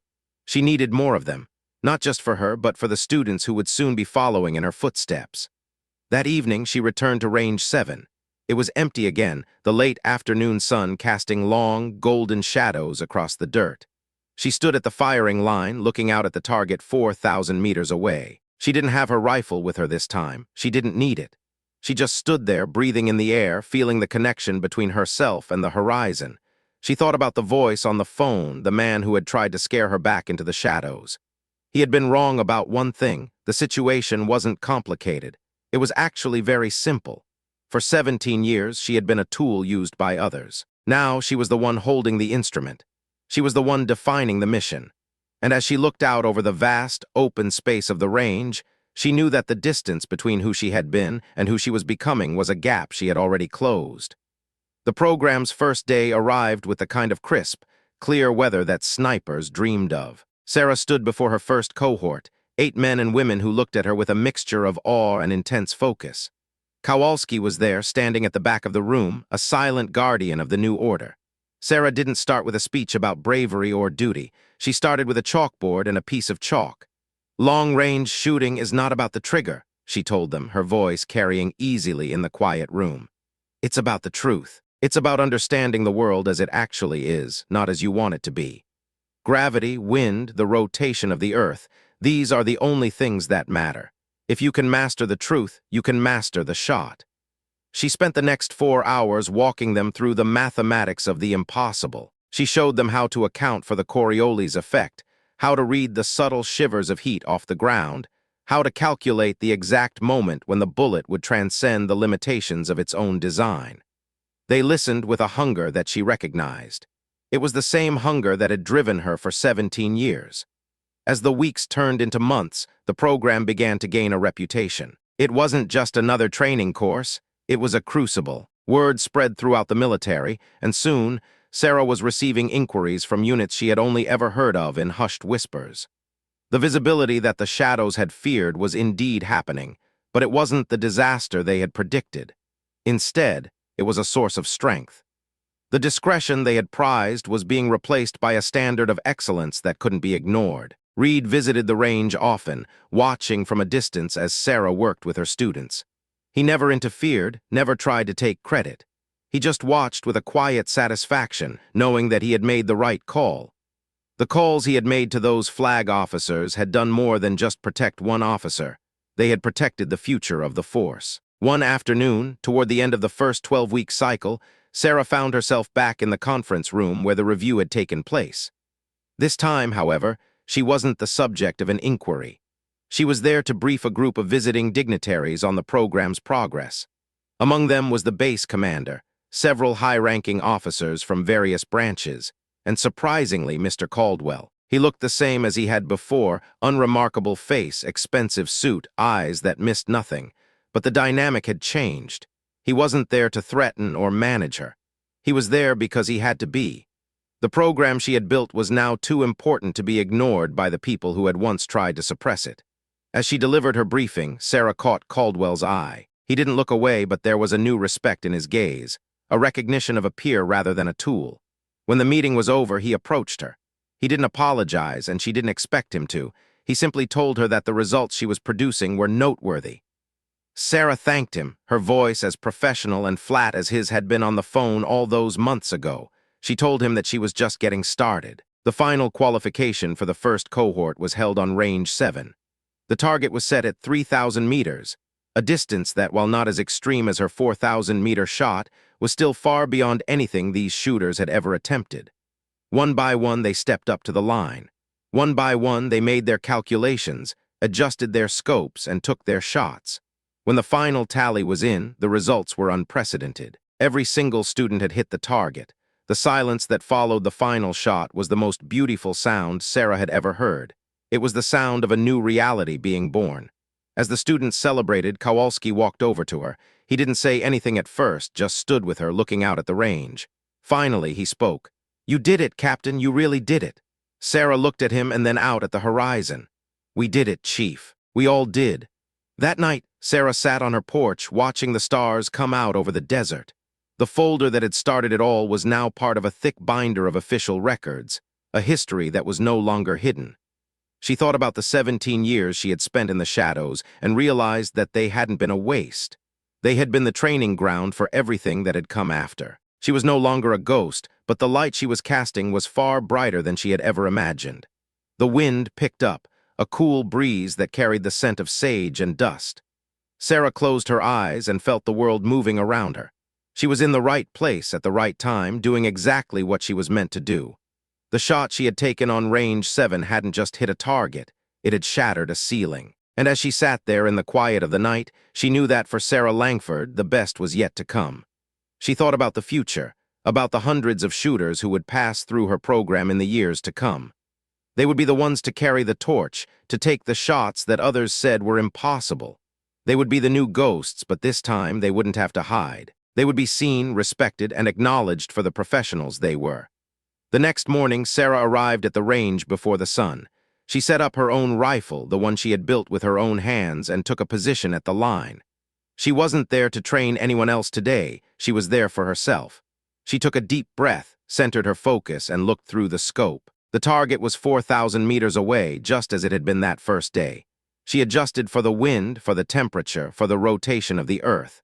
She felt the trigger beneath her finger, the familiar weight of the weapon against her shoulder. And then, with a calm, steady hand, she took the shot. The bullet streaked across the desert, a silent messenger of the truth she had worked so hard to reveal. And when it hit, she didn't need a sensor to tell her it was a bullseye. She already knew. She had made the calculation, and she had been right. As always, the air in the room seemed to shift as the tension of the hearing finally fractured. Howell was the first to move, a man whose every motion suggested he had more important phone calls to make and no patience for any moment that wasn't a direct step toward his next objective. He didn't offer a nod or a parting word. He simply stood and pivoted toward the door. He paused there for a fleeting second, just long enough to cast a final look back at Sarah. The expression on his face had long since abandoned the facade of neutrality, settling into a look that was unmistakably cold, a silent warning that the bureaucracy had a long memory. Then, the heavy door clicked shut behind him, leaving a vacuum in his wake. Kowalski stood up from his chair, the movement slow and deliberate, and stretched his neck until it popped. He looked around the room, his eyes lingering on the empty chairs where the men who had just tried to dismantle Sarah's career had sat. He spoke to no one in particular, his voice a low rumble in the sudden quiet. That, he said, was something. Colonel Wen didn't look up from her notes immediately. Her pen continued to move across the paper with rhythmic, scratching precision. It was, she agreed, her voice flat but laced with a weight that suggested she was already calculating the fallout.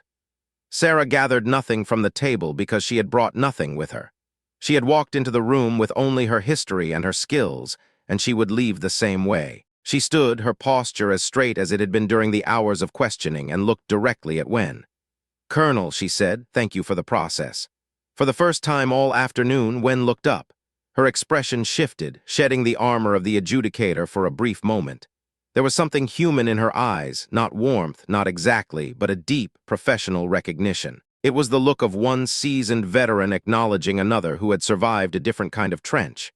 "Captain Langford," she said, her voice dropping into a more intimate register. "I'll tell you this off the record. The declassification request that Reed submitted, the counter-signatures on that letter are not insignificant. People at the highest levels have put their names next to his. Whatever happens next, the people who wanted this kept quiet, the ones who wanted you to remain a ghost in the system, are going to find that goal considerably harder to achieve now." Sarah nodded, the information settling into her mind like a tactical update. "I understand," she replied. Wen gave a sharp, singular nod of dismissal. "Go home, Langford, get some sleep. This isn't over by a long shot, but tonight, there's nothing more for you to do here." Sarah turned and walked out of the room, her boots steady on the polished floor of the hallway. She didn't have to look back to know that Kowalski was falling into step beside her. He didn't ask for permission. He simply occupied the space to her left with the easy comfort of a man used to moving in formation. His two men followed a few paces behind, their presence respectful and quiet. They moved with the instinctive awareness of operators who understand the nuances of a situation. They were there as backup she hadn't requested, but might find she needed if the atmosphere in the building soured further. They walked in silence for a few moments, the fluorescent lights of the corridor humming overhead. "You knew Reed was going to do that," Kowalski said, his voice cutting through the mechanical drone. He didn't sound accusatory, merely curious. "No," Sarah said, "I didn't." Kowalski glanced at her sideways, his eyes searching her profile for a crack in the mask. "You're not surprised," he noted. "I'm surprised," Sarah replied, her voice level. "I'm just not showing it." A ghost of a smile touched Kowalski's lips. "Yeah," he murmured. "I've noticed you do that. You make it look like breathing." They reached the building's exit and pushed through the heavy glass doors. Outside, the world felt different. The sun had dipped lower in the sky, casting long, bruised shadows across the asphalt, and the temperature had plummeted, bringing a crispness to the air that tasted of pine and exhaust. Sarah stopped on the top step, closing her eyes for a second to breathe in the cooler air, letting it clear the stale, recycled oxygen of the hearing room from her lungs. Behind her, she could feel the three men stop as well. They gave her a few feet of space, a perimeter of silence, but they didn't leave. "Chief," Sarah said without turning around, "the two men who came to you this morning, the ones who were asking about the training program." Kowalski grunted in affirmation. "Yeah, Webb and Miller. What made them change their minds?" Sarah asked. Yesterday, they were laughing at the idea of a logistics officer showing them how to shoot. Today, they looked like they were standing in front of a firing squad. There was a long pause as Kowalski considered the question. He wasn't a man who offered hollow answers. He weighed his words with the same care he'd used to weigh a primary charge. "Honestly," he said, "it's because they spent last night thinking about what they saw. A shot at 4,000 meters in those conditions, that's a feat of physics. Anyone can respect the math, but watching someone make that shot with the kind of—" He paused, searching for the right descriptor before settling on one that seemed to surprise even him. "The kind of quietness you had while doing it. That's different." He leaned against the railing, looking out toward the distant silhouette of the firing ranges. "That's not just skill, Captain. That's something that takes a very long time to build. It's a state of being." I think they started asking themselves why they'd spent any part of yesterday laughing when they realized they were looking at something they didn't even have a name for yet. Sarah turned around then, her eyes meeting his. The coldness from the hearing room had faded, replaced by the calculating focus of an instructor. "Tell them I appreciate the change in perspective," she said. "And tell them the answer is yes if the program gets authorized. I want people who are genuinely willing to learn, who understand that the rifle is the least important part of the equation. I don't care about their previous opinions, as long as they're gone by the time they step onto my range." Kowalski nodded, a flicker of genuine respect in his expression. "Understood. I'll pass it on." The drive home was a blur of darkening roads and shifting gears. When she reached her small, sparsely furnished apartment, Sarah didn't succumb to the exhaustion clawing at the edges of her vision. Instead, she performed the small, necessary rituals of a disciplined life. She made dinner, actual dinner, a stir-fry of whatever vegetables were in the fridge and a portion of rice, moving past the coffee and granola bars that had sustained her for the last 24 hours. She sat at her kitchen table, the pool of yellow light from the overhead lamp the only illumination in the room. She opened Reed's folder and her own notebook, and she began to work. She deconstructed the program structure with the same methodical intensity she applied to ballistics problems. She moved through the variables one by one: budget lines, equipment lists, curriculum milestones, and range safety protocols.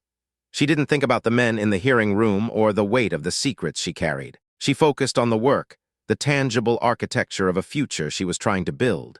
She worked until the clock on the microwave read midnight, and only then did she allow herself to sleep. The silence of the early morning was shattered at exactly 0500. Her phone rang, the vibration rattling against the wood of the nightstand. Sarah was awake before the second ring had even begun, her mind snapping into full alertness as if she had never been asleep at all. She saw the display, private number, and answered with a voice that was clear and steady. "Captain Langford." "Captain," a voice responded. It was different from the one she had heard the previous morning. This was a female voice, older with a resonant, sandpaper quality to it. It was the voice of someone who had spent decades in rooms where her tone was used as a precision instrument, capable of cutting through bureaucracy or rallying a division with equal ease. "My name is Lieutenant General Harriet Voss. I believe you've heard of me." Sarah sat up, her feet hitting the cold floor. She had heard of Harriet Voss. Everyone in the army had heard of Harriet Voss in the same way they heard about major weather systems or tectonic shifts in policy. Voss was the Deputy Army Chief of Staff for Operations. She had been one of the first women to command a division in an active combat theater, a woman who had broken glass ceilings and then used the shards to build something permanent. She was 63 years old, and her reputation was built on two unyielding pillars: absolute, uncompromising precision and a total zero-tolerance policy for institutional cowardice. "Yes, ma'am," Sarah said, her voice formal. "I've heard of you." "Good," Voss replied. "Then I'll be brief. I've been aware of your file for approximately 4 years. It was a curiosity to me at first, a logistics officer with a ghost shadow. But I became more directly aware of it yesterday evening when Marcus Reed called me." There was a pause on the line, long enough for the weight of that statement to sink in. "He told me about the shot on Range 7. He told me about the review board and the games Caldwell is trying to play. He told me about the proposal for the long-range marksmanship directorate." Sarah waited, her heart beating a steady, rhythmic cadence. Another pause followed, this one heavier. "He also told me about Kunar Province in 2017. That is something I have my own perspective on, Captain, because I was the officer who approved the operational parameters for that engagement." Sarah felt a sudden, sharp stillness settle over her. The room seemed to grow colder. The voice on the other end of the line continued, blunt and honest. "I want to be transparent with you. When your team was utilized in the eastern sector, the authorization chain was deliberately constructed to be difficult to trace. That was a decision made several levels above me, and I implemented it. I did so because I was told it protected the integrity of the mission and the safety of the assets involved. I believed that at the time. I have had occasion to revisit that judgment many times in the intervening years." Voss's voice didn't waver. "I would like the opportunity to revisit it with you directly. I'm going to be at Fort Carver the day after tomorrow. I'd like 2 hours of your time." Sarah processed the request, her mind racing through the implications. The woman who had, however, indirectly, signed the orders that sent Thomas Ockaffer, James Ritter, Derek Baines, and Louis Espinosa into a lethal choke point based on faulty, unverified intelligence was now on the phone, asking for a meeting. "Ma'am," Sarah said, choosing her words as if she were navigating a minefield. "What is the purpose of this meeting?" "Several purposes," Voss said. "One is personal. I owe you a conversation that should have happened years ago. One is institutional. The Army has a debt it hasn't paid. And one," there was a deliberate shift in her tone, a hardening, "one concerns a decision that is going to be made in the next 72 hours. It involves the program Reed proposed, your operational record, and what the United States Army is going to officially say happened in Kunar Province in February of 2017. Sarah's hand tightened on the phone until her knuckles went white. "What is the Army going to say, ma'am?" "That depends in part on what you want it to say," Voss answered, "and what you're willing to put your name on. I'll see you at 0900 the day after tomorrow, Captain. My aide will send the coordinates." The call ended with a sharp click. Sarah set the phone down and sat in the dark for a long moment, the silence of the apartment feeling heavier than it had before. She got up, went to the kitchen, and started a pot of coffee. It was 5:12 in the morning. She knew with absolute certainty that she wasn't going back to sleep. At 0700, as the first gray light of dawn began to bleed through the clouds, she sent Reed a message through the official encrypted channels. It was brief and professional, the kind of message that could be intercepted by anyone without revealing a single detail of importance. She stated that she had received a call she needed to discuss. Reed's response came back in less than 6 minutes. 0800, his office. She was there at 0758. When she stepped into the room, she saw that Reed looked like he had been awake for just as long as she had. He was in full uniform, every crease sharp, but there was a vibrating quality to his alertness, a slight, over-calibrated precision to his movements that suggested he was running on pure discipline and caffeine rather than rest. He waved her toward the chair in front of his desk without looking up from a file. "Voss called you," he said. "It wasn't a question." "Yes, sir, 0500. She called me at 0430, Reed said, finally looking up. He leaned back in his chair, his eyes tired but sharp. "She moves fast when she decides to move. She's like a forest fire. Once the wind catches her, she doesn't stop until she's cleared the ground. She said the decision about the program is going to be made in 72 hours, Sarah said. And she said it depends on what I'm willing to put my name on." Reed folded his hands on the desk, his expression darkening. Yes, here is what I know about the factions at play. Caldwell and the people he represents, the old guard who believe the Army's image is more important than its honesty. They want the operational record to remain sealed. They want a version of the story where you are a talented logistics officer who happened to make a lucky shot on a range, and as a result, you've been assigned to a supplemental training role. No reclassification, no formal acknowledgement of what happened in Afghanistan, no declassification of the missions your team ran. Sarah looked at him, her jaw set, and the training program, reduced to a 1-week skills course, Reed said, his voice laced with bitterness. Not a 12-week directorate, no independent budget, no oversight. It would be a cosmetic change, something they can point to as progress without actually changing the status quo. Sarah remained quiet, her mind turning the information over. And what does General Voss want? Voss wants the full record, Reed said. She wants the declassification, the formal commendation, the program as I designed it, and a public acknowledgement that the Army utilized personnel in operational roles without formal recognition. She wants the systemic failure corrected. He paused, his gaze intensifying. She also wants to award you the Bronze Star with valor. For Kunar Province, for the operation in February that you survived, and for what you did for my team in September. The Bronze Star with valor. The words hung in the air between them, heavy and strange. Sarah had never allowed herself to think about official recognition. For 17 years, she had pushed the idea of medals and ceremonies into a dark corner of her mind. Concrete things like medals could be taken away. They could be used as leverage. She had built her life on things she could control: windage, elevation, the steady rhythm of her own heart. But hearing it now, in the middle of Reed's sentence, it had a specific gravity. It carried the weight of 4 names she never let herself forget. Thomas Aucaffer, James Ritter, Derek Baines, Louis Espinosa. These were men who had never been officially recognized for the impossible things they had done. They had died in the shadows, and their families had been left with holes in their lives that were filled with vague, bureaucratic sentences. Their families, Sarah said, her voice barely above a whisper. Reed nodded immediately. He knew exactly where her mind had gone. Yes, he said, if the record is opened, their families get the full accounting. They get to know exactly what those men were doing, why they were there, and the bravery they showed. They get the truth. He paused, his voice softening.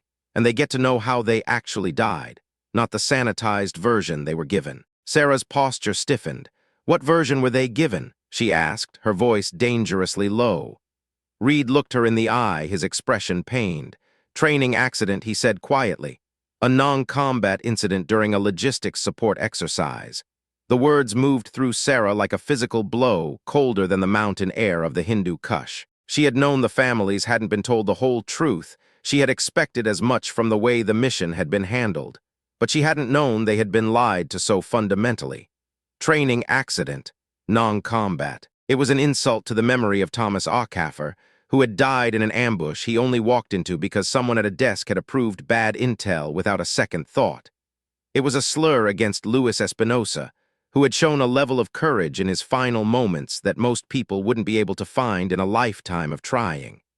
Sarah stood up abruptly. She didn't say a word. She walked over to the window and stood with her back to Reed, staring out at the base, her breath coming in slow, measured increments. She counted the seconds, forcing her pulse to stay under control. She wouldn't lose her composure here. She wouldn't give the anger the satisfaction of breaking her.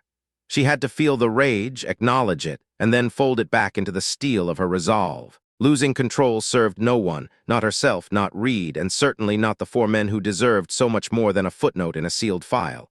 She turned back to face him, her eyes hard and clear. I will meet with General Voss, she said, and I will put my name on whatever needs my name on it to make this right. Reed nodded, a silent gesture of agreement.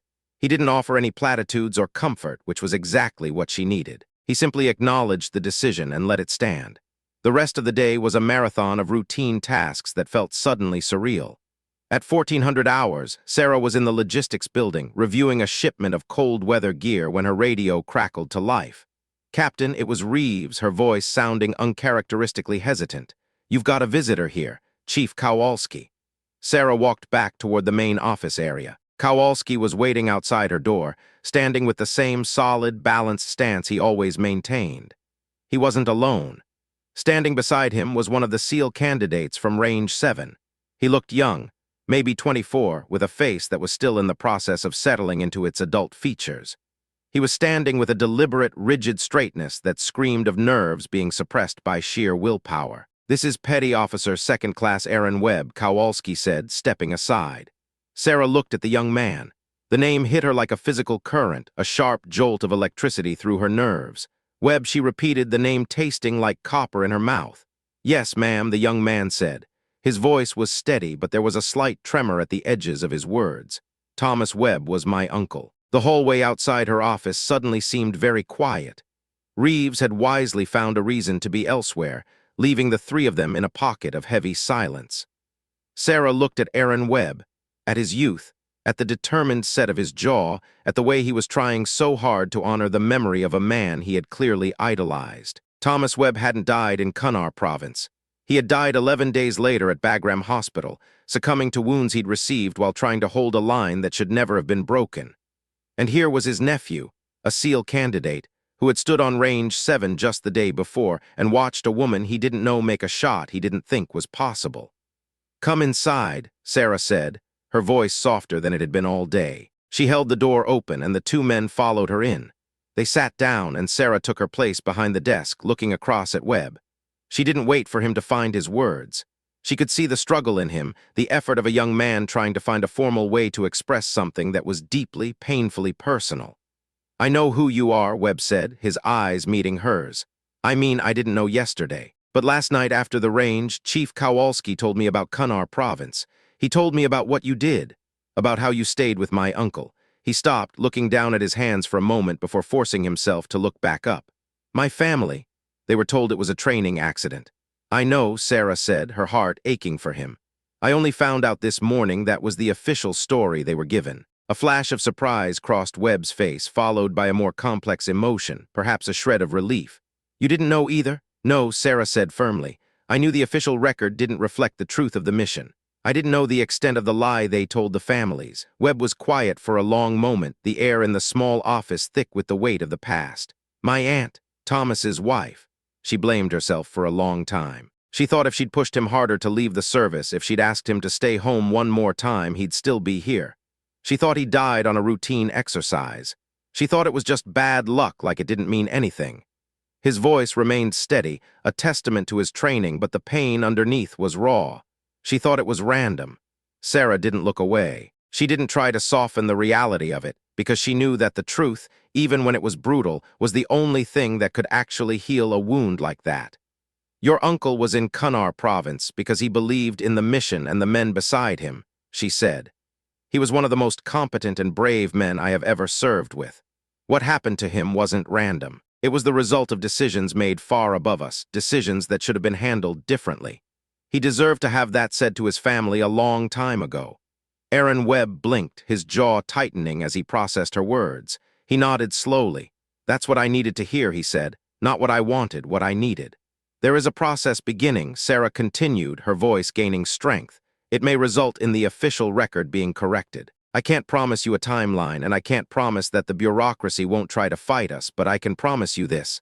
I am going to do everything in my power to ensure your family gets the truth." "I know," Webb said. "Chief Kowalski told me you would." He straightened his shoulders, a new look of determination appearing in his eyes.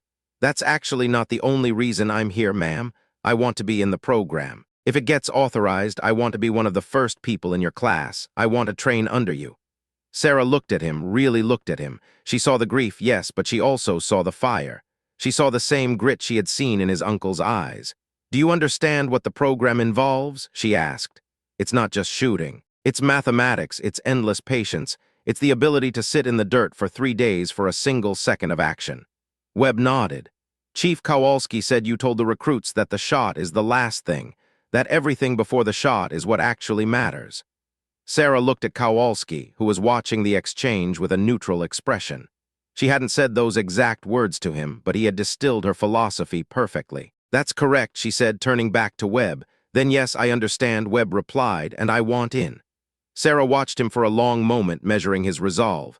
"When the program is authorized," she said, "put in your application. I'll be looking for it." Webb exhaled, a small sound that seemed to carry years of pent-up tension. He stood up and offered his hand. She took it, and his grip was firm and honest. "Thank you, Captain." After they left, Sarah sat alone in her office for a long time. The logistics manifest on her desk was finished, the equipment was accounted for, and the review was pending. Everything that could be done in the physical world of the base had been handled.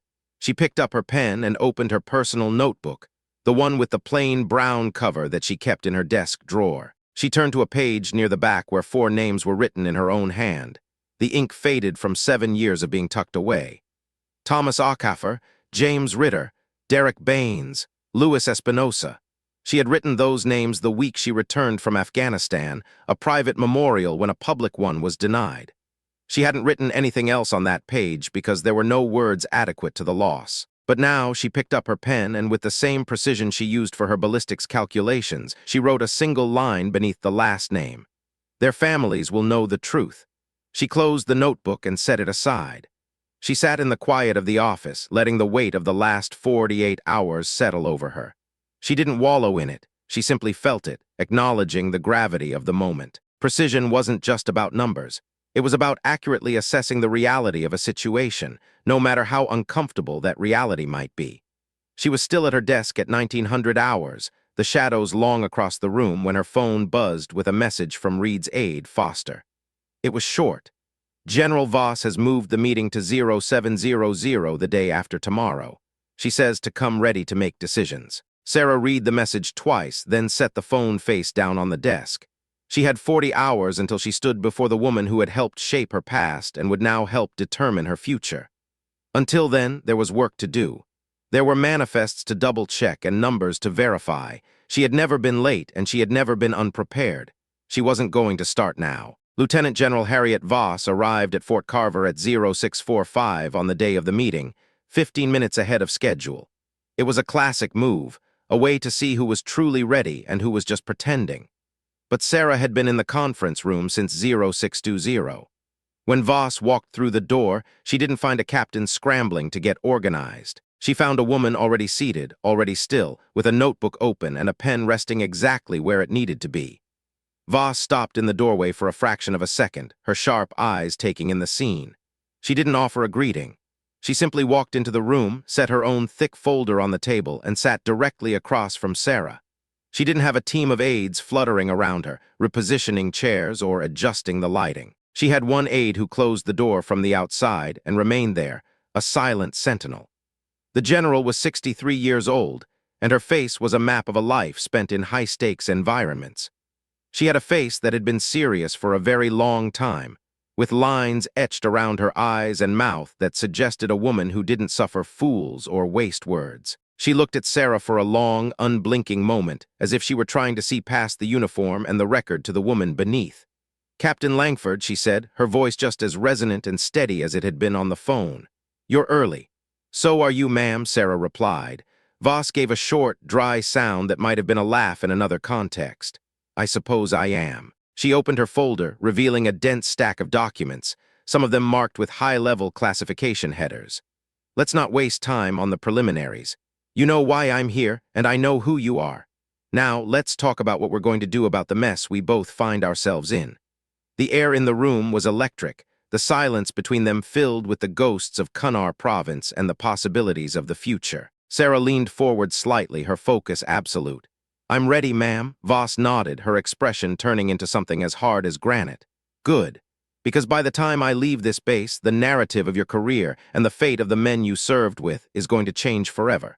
She reached into her folder and pulled out a single sheet of paper, sliding it across the table towards Sarah. "This is the draft of the declassification order. It's been sitting in a secure server for 3 years, waiting for someone with enough leverage to hit send.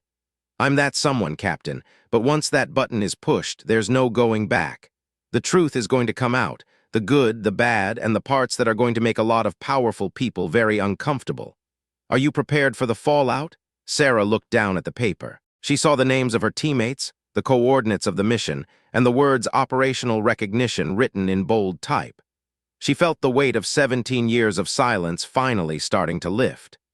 "I've been prepared for 17 years, ma'am," Sarah said, her voice like tempered steel. "Push the button." The silence in the room was not merely an absence of sound. It was a physical weight, heavy and pressurized, like the atmosphere deep underwater. Lieutenant General Voss sat across from Sarah, and for a long time she simply observed.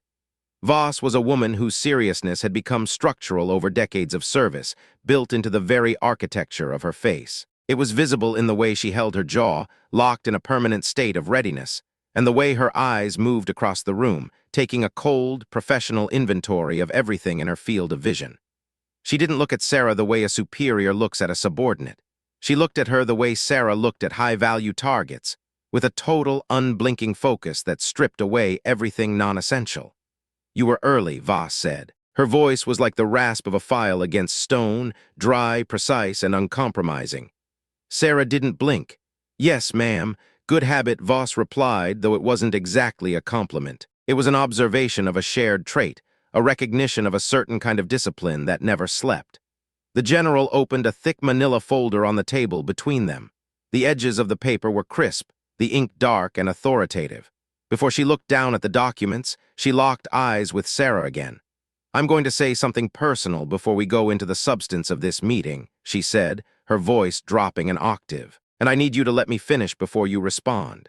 Sarah felt a ripple of tension move down her spine, but she kept her hands flat on her knees. "Yes, ma'am." Voss didn't look away. She leaned forward slightly, the light from the overhead fluorescence glinting off the silver stars on her shoulders.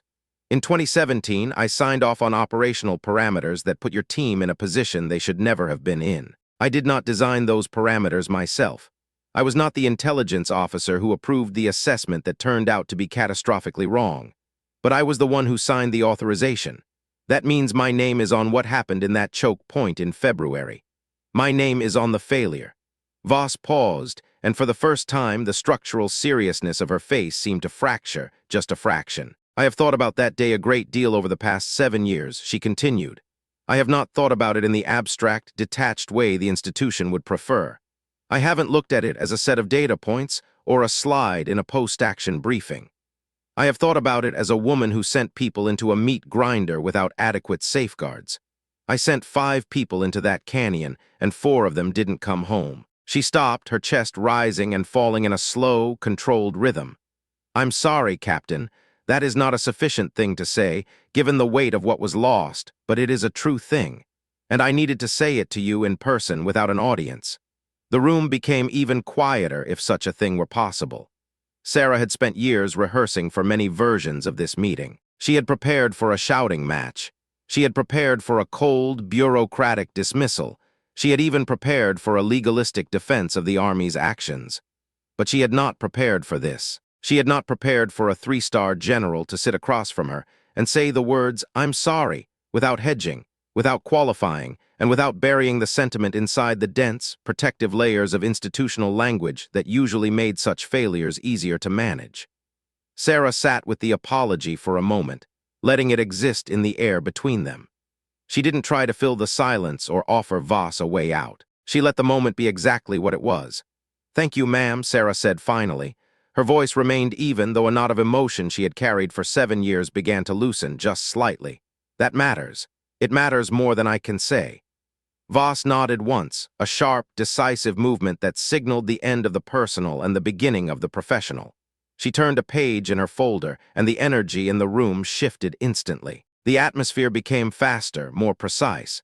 The way a conversation moves when 2 people have finally decided to trust each other and realize they are working against a ticking clock.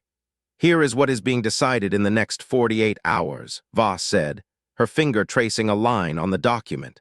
"Option 1 is Caldwell's version of reality. In this scenario, the record remains sealed. You are given a reduced training role far from the spotlight, and there is no reclassification of your MOS.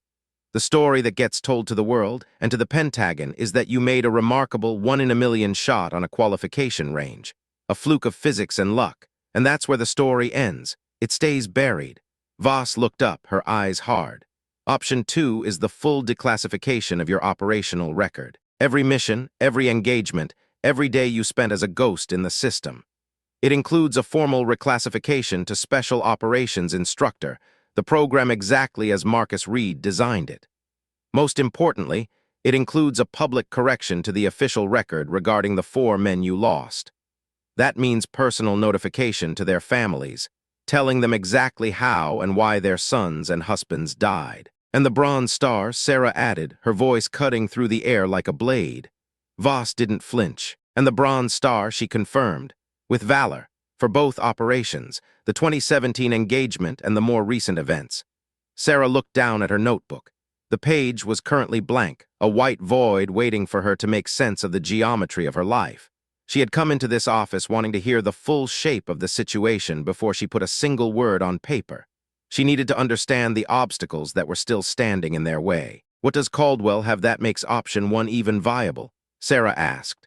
Her mind was already working several moves ahead, analyzing the tactical landscape. Because if the declassification request is already submitted and countersigned by 2 flag officers, the path to sealing it again has to go through someone incredibly significant. You don't just bury a 2-star recommendation without some serious leverage.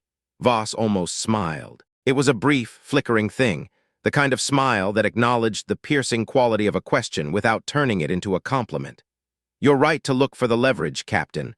Caldwell has a sitting member of the Senate Armed Services Committee in his corner. This senator is concerned, deeply concerned, that a full disclosure of how your team was utilized will open a Pandora's box. It would invite questions about 3 other operations that ran during that same period, under the exact same authorization structures. Operations that, unlike yours, are still active." Sarah's mind immediately went to a list of classified designations. She said one of them out loud, a single word that carried enough weight to sink a ship. Voss's expression didn't change, but her silence was its own confirmation. "Yes," she said after a heartbeat. Sarah processed that information, visualizing the chessboard. It wasn't just about her, and it wasn't just about the 4 men she'd lost. It was about an active operation whose existence could not be publicly linked to the same chain of command that had produced her team. That was the real lock on the door. It wasn't Howell's petty ego or even Caldwell's careerism. It was a senator and a live operation, and the institutional instinct to protect both by keeping everything in the dark, including 4 names that deserved to be spoken aloud. "Is there a way?" Sarah asked slowly, her eyes narrowing as she calculated the angles. "To declassify my record and the records of my 4 men without exposing the active operation. To thread the needle." Voss looked at her steadily, and for the first time there was a glimmer of something like pride in the general's eyes. "That is exactly the right question," she said, "and the answer is yes. But it requires what we call a surgical declassification.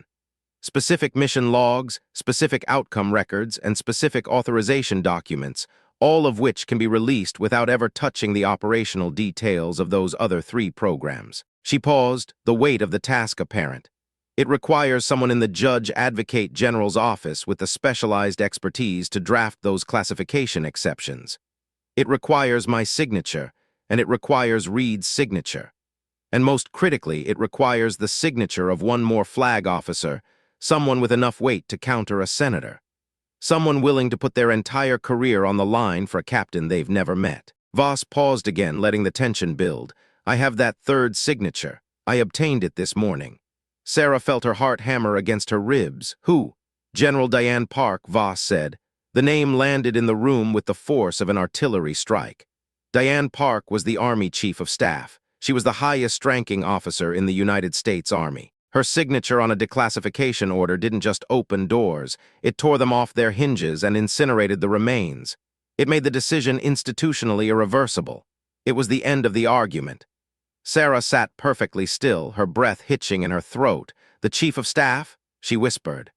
"Marcus Reed made a phone call 2 nights ago," Voss explained. "He can be incredibly persuasive when he chooses to be, and General Park has her own history with the way women have been used in operational roles without formal recognition. She didn't need a great deal of persuading once she saw the deviation charts from your shots. She saw the injustice, and she saw the talent we were wasting." Voss folded her hands on the table, the gesture final. "Captain Langford, the decision that remains is yours. The document is drafted. The signatures are ready. All that has to happen now is for you to sign a statement confirming your operational activities and consenting to the declassification. By signing this, you are stepping out of the shadows. There is no going back." Sarah looked at the blank page in her notebook, then at the heavy black pen resting beside it. She thought about the last 17 years of her life. She thought about the first time she had taught herself to calculate bullet drop, huddled over a library book with a card that still had her college student information on it. She thought about the first shot she had ever fired at a genuine distance, 500 meters in the New Mexico desert on a dusty Tuesday in October. She remembered the sound of the impact arriving back to her a full second after she already knew the round was on target. She thought about Afghanistan, the bone-chilling cold, the infinite patience required to wait for the right moment, and the crushing weight of knowing that if her math was off by even a fraction, people would die. She thought about a choke point in February, an explosion she had heard from her perch on a ridge, and 4 names she had written in a notebook by hand in ink that was now 7 years old. She thought about Aaron Webb, the young soldier who reminded her so much of what had been lost, standing straight and hopeful in the hallway. She picked up the pen. It felt heavier than it should have. "Where do I sign?" she asked. Voss turned the folder around and slid it across the table. Sarah didn't just sign it, she read it. She read every single page, not as a formality, but with the same methodical, obsessive attention to detail she brought to every mission. She checked the dates, the coordinates, the names of the officers involved. She read the language of the declassification, ensuring it was as surgical as Voss had promised. It took 11 minutes. During those 11 minutes, Voss didn't speak. She didn't shift in her chair. She didn't check her watch or tap her fingers. She sat in a state of perfect, respectful stillness, waiting for Sarah to finish her reconnaissance of the truth. When Sarah finally reached the last page, she looked at the signature block. She saw the names already there: Reed, Voss, Park. It was a trinity of power, a representation of the institutional conscience of the United States Army finally saying, "Asterisk, this was wrong, and we are fixing it." Asterisk, Sarah signed her name. The ink was dark and permanent. She dated it, set the pen down, and felt a strange, cold clarity wash over her. Voss took the folder back, closing it with a firm thud. "This will be processed by the end of business today," she said. "The families will be notified within 48 hours. Your reclassification orders will be cut within the week, and the program begins formal planning in 30 days.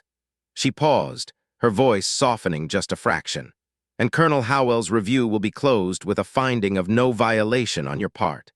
The weapon issue has been addressed through a retroactive authorization that was processed this morning." Sarah looked at her, the mention of Howell bringing a final piece of the puzzle into place.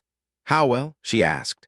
"Howell is being reassigned," Voss said, her voice completely flat, devoid of any emotion. "Fort Wayne, Alaska. He received his orders at 0600 this morning. He did not take the news well." Sarah said nothing. She didn't feel a surge of petty satisfaction or a desire to gloat. But she didn't feel nothing either. What she felt was something more honest and complicated, the recognition that a man who had spent his entire career making himself an obstacle to other people's dignity had finally encountered a force larger than his own obstruction. It wasn't joy, it was relief. The kind of relief that comes when a persistent, dull ache finally stops. "And Caldwell?" Sarah asked. "Caldwell has been informed that the declassification will proceed," Voss said. "His concerns about the active operation have been mitigated through the surgical approach you identified. He is unhappy, but he is also without recourse. When the Army Chief of Staff signs a document, the window for being unhappy about it is very, very small." At 9:15, the meeting ended. Voss stood up and Sarah followed suit. The general extended her hand across the table. Sarah took it, and the handshake was brief and firm. It was a silent pact between two people who had once been on opposite sides of a catastrophic failure and had finally found their way to the same side of the correction. "One more thing," Voss said as Sarah reached the door. Sarah turned back. "I read the program redesign last night," Voss said. "All of it. The curriculum, the cohort model, the progression from fundamentals to extreme range." She paused, leaning against the doorframe. "The section on field decision-making under communication failure. Who wrote that?" "I did," Sarah said. Voss nodded. "It's the best piece of tactical instruction I've read in a decade. It's sharp, it's practical, and it's honest. Don't let them water it down, Captain." Then she was gone. Sarah stood in the empty conference room for a moment, the silence now feeling different, lighter somehow. She walked out of the building, the morning air crisp and tasting of wood smoke and diesel. She crossed the installation toward logistics. There was work to do. There would always be work to do, and the fact that her world had just shifted on its axis didn't change the immediate requirements of the mission. Kowalski found her at 1100 hours. He walked into her temporary office with his usual directness, a man who moved through life as if he were constantly clearing a room. He didn't build up to things, he just arrived. Words are already moving, he said, sitting down in the chair opposite her desk. People are talking about the declassification, the new program, and Howell's sudden interest in Alaskan climate. He looked at her closely. How are you doing, Sarah? She thought about the question, really thought about it. I'm processing, she said finally. That's not an answer, Kowalski countered with a small, knowing smirk. No, she agreed, it's not. She set her pen down and leaned back. I'm in unfamiliar territory, Pete. For 17 years, I've known exactly where the edges of my world were. I knew where I was visible and where I was a ghost. I knew what I could claim and what I had to let go of. Now the edges have changed. The boundaries have moved out by miles, and I'm still recalibrating my optics. That takes time, Kowalski said, his voice uncharacteristically gentle, even for someone who calculates windage in her sleep. Yes, she said, it does.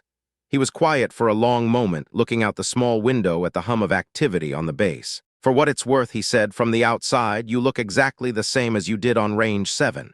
You look like someone who already knows where the target is and is just waiting for the conditions to be right. She looked at him, the weight of the morning pressing in. The conditions are right, she said. That's the disorienting part. I've been waiting for this for 17 years, and now that it's here, the ground feels different under my feet. Kowalski nodded. He understood. He had his own version of that disorientation, the feeling that comes when the thing you've been fighting toward is no longer a goal in the distance, but the reality you're standing on. At 1400 hours, the phone on her desk rang. It was a civilian number, an area code she recognized as Virginia. She answered it with a sense of trepidation she hadn't felt in the general's office. Captain Langford, a woman's voice asked. It was older, careful, and heavy with a weary kind of strength. Yes, Sarah said. My name is Helen Webb, the woman said. I was Thomas Webb's wife. The air seemed to leave the room. Sarah closed her office door with a soft click and sat down, holding the phone with both hands as if it were a fragile piece of glass. I received a call this morning from a General Voss, Helen continued. She told me. She told me things about what Thomas was really doing, about what happened in that canyon. Her voice was steady, but it was the kind of steadiness built over 7 years of grief, not the absence of it. She said you were there. Yes, Sarah said, her own voice thick. I was there. Helen let out a ragged breath. She said you tried to protect him. She said you were the reason the other 5 men came home at all. I did everything I could, Sarah said. The sentence felt woefully inadequate. It was a small, thin truth in the face of a massive loss, but she said it anyway because inadequate truths were still truths. I've spent 7 years, Helen said, her voice finally beginning to tremble, believing my husband died for nothing. Believing it was just a random, pointless accident in a place he shouldn't have been. She stopped, a sob catching in her throat. It wasn't pointless, was it? No, Sarah said firmly. It was never pointless. Thomas was there because he chose to be there. He was doing something he believed in, alongside people he trusted with his life. He was effective, he was brave, and I need you to know that the world is a different place because of what he and his team were doing that day. I'm so sorry he didn't come home, Helen, and I am so sorry you weren't told the truth. You should have known from the start. There was a long silence on the line, the kind of silence that holds a lifetime of unspoken questions. Then Helen Webb spoke again. Would you, when this is all official, would you be willing to talk to me, to tell me more about him? Yes, Sarah said without a second of hesitation. I'll tell you everything I'm permitted to tell you, and I'll fight to make sure I'm permitted to tell you the rest. You deserve every detail. Thank you, Helen said. The 2 words carried the weight of 7 years of searching. Sarah stayed on the phone for 23 more minutes, listening as Helen shared small memories of Thomas, how he loved his coffee too strong and how he could never remember where he left his keys. When the call ended, Sarah sat in the silence of her office for a long time. She wasn't crying, but she wasn't perfectly composed either. She was simply present. A window that had been nailed shut for 7 years had just been pried open, and the light coming through it was harsh, real, and absolutely necessary. At 1600 hours, Marcus Reed appeared at her door. He didn't come in, he just stood there, leaning against the frame much like Voss had done. He was evaluating her, measuring the way she sat at her desk. It's done, he said. I know, she replied. Voss's office confirmed the processing at 1540. Reed nodded, his expression unreadable. Program planning meeting in 30 days. I want you in that room from the first minute. Not as a consultant, Sarah, as the architect. Understood, she said. Reed turned to leave, but then he stopped. He looked back at her, a strange expression on his face, something that looked almost like humility. "I looked up your civilian range records," he said. "The ones from the off-base ranges you've been using on your own time for the last 17 years. The ones you paid for out of your own pocket." He paused, shaking his head. "Do you know what your average deviation was at 4,000 meters across all those recorded sessions?" She didn't have to look it up. She had the data burned into her brain. 12 centimeters, she said. 12 centimeters, Reed repeated, his voice low with a kind of awe. At 4 kilometers, consistently, over hundreds of shots. He looked at her, and for the first time she saw the full weight of his regret. "We missed you, Sarah. The Army missed you for 17 years. We had the greatest long-range asset in the history of the service working in a basement, and I need you to know that I understand exactly what that cost. Not just you, but all of us." Sarah held his gaze, her heart steady. "The program will make sure we don't miss the next one, sir," she said. Reed was quiet for a moment, then he gave a single, sharp nod. "Yes, it will." He didn't salute, and neither did she, but the understanding between them was more formal than any military gesture. He turned and walked away, his footsteps echoing down the hall. 3 weeks later, Sarah stood on Range 7. It was early morning, the sun just beginning to bleed over the horizon in shades of bruised purple and gold. She had requested the range for 2 hours before the day's scheduled training began. She was alone. She set up her rifle, her own rifle, the one in the worn, olive-drab case she'd carried for a decade. She moved through her preparations with the rhythmic, meditative grace of a priest performing a rite. She checked the wind, the temperature, the humidity. She did the math in her head, feeling the variables click into place. She took one shot. She squeezed the trigger and felt the familiar, sharp recoil against her shoulder. Then she waited. 4.2 seconds of flight time, a lifetime and a heartbeat all at once. The range sensor beeped, confirming a center mass impact. Sarah didn't need the sensor to tell her she'd hit it. She'd felt the truth of the shot the moment the firing pin struck. She began to pack up her gear, her movements slow and deliberate. She stood at the firing line and looked out across the 4,000 meters of shimmering desert heat. She thought about Thomas. She thought about James Ritter, Derek Baines, and Louis Espinosa. She let their faces fill her mind. The way James laughed, the way Derek always had a book in his hand, the way Louis could fix any engine with nothing but a multi-tool and a prayer. She thought about the injustice of their erasure and the long, slow work of their recovery. She didn't say anything out loud. She didn't need to.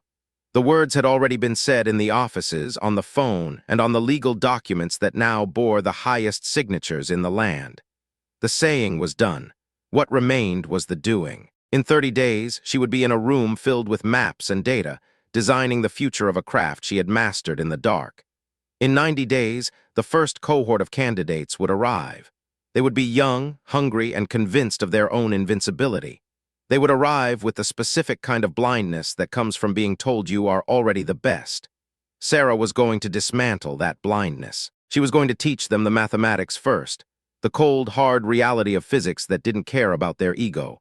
Then she would teach them the mechanics, the patience, and finally, the hardest part, the understanding that the shot was the last thing, that everything that happened asterisk before asterisk the shot was what actually decided whether their teammates came home.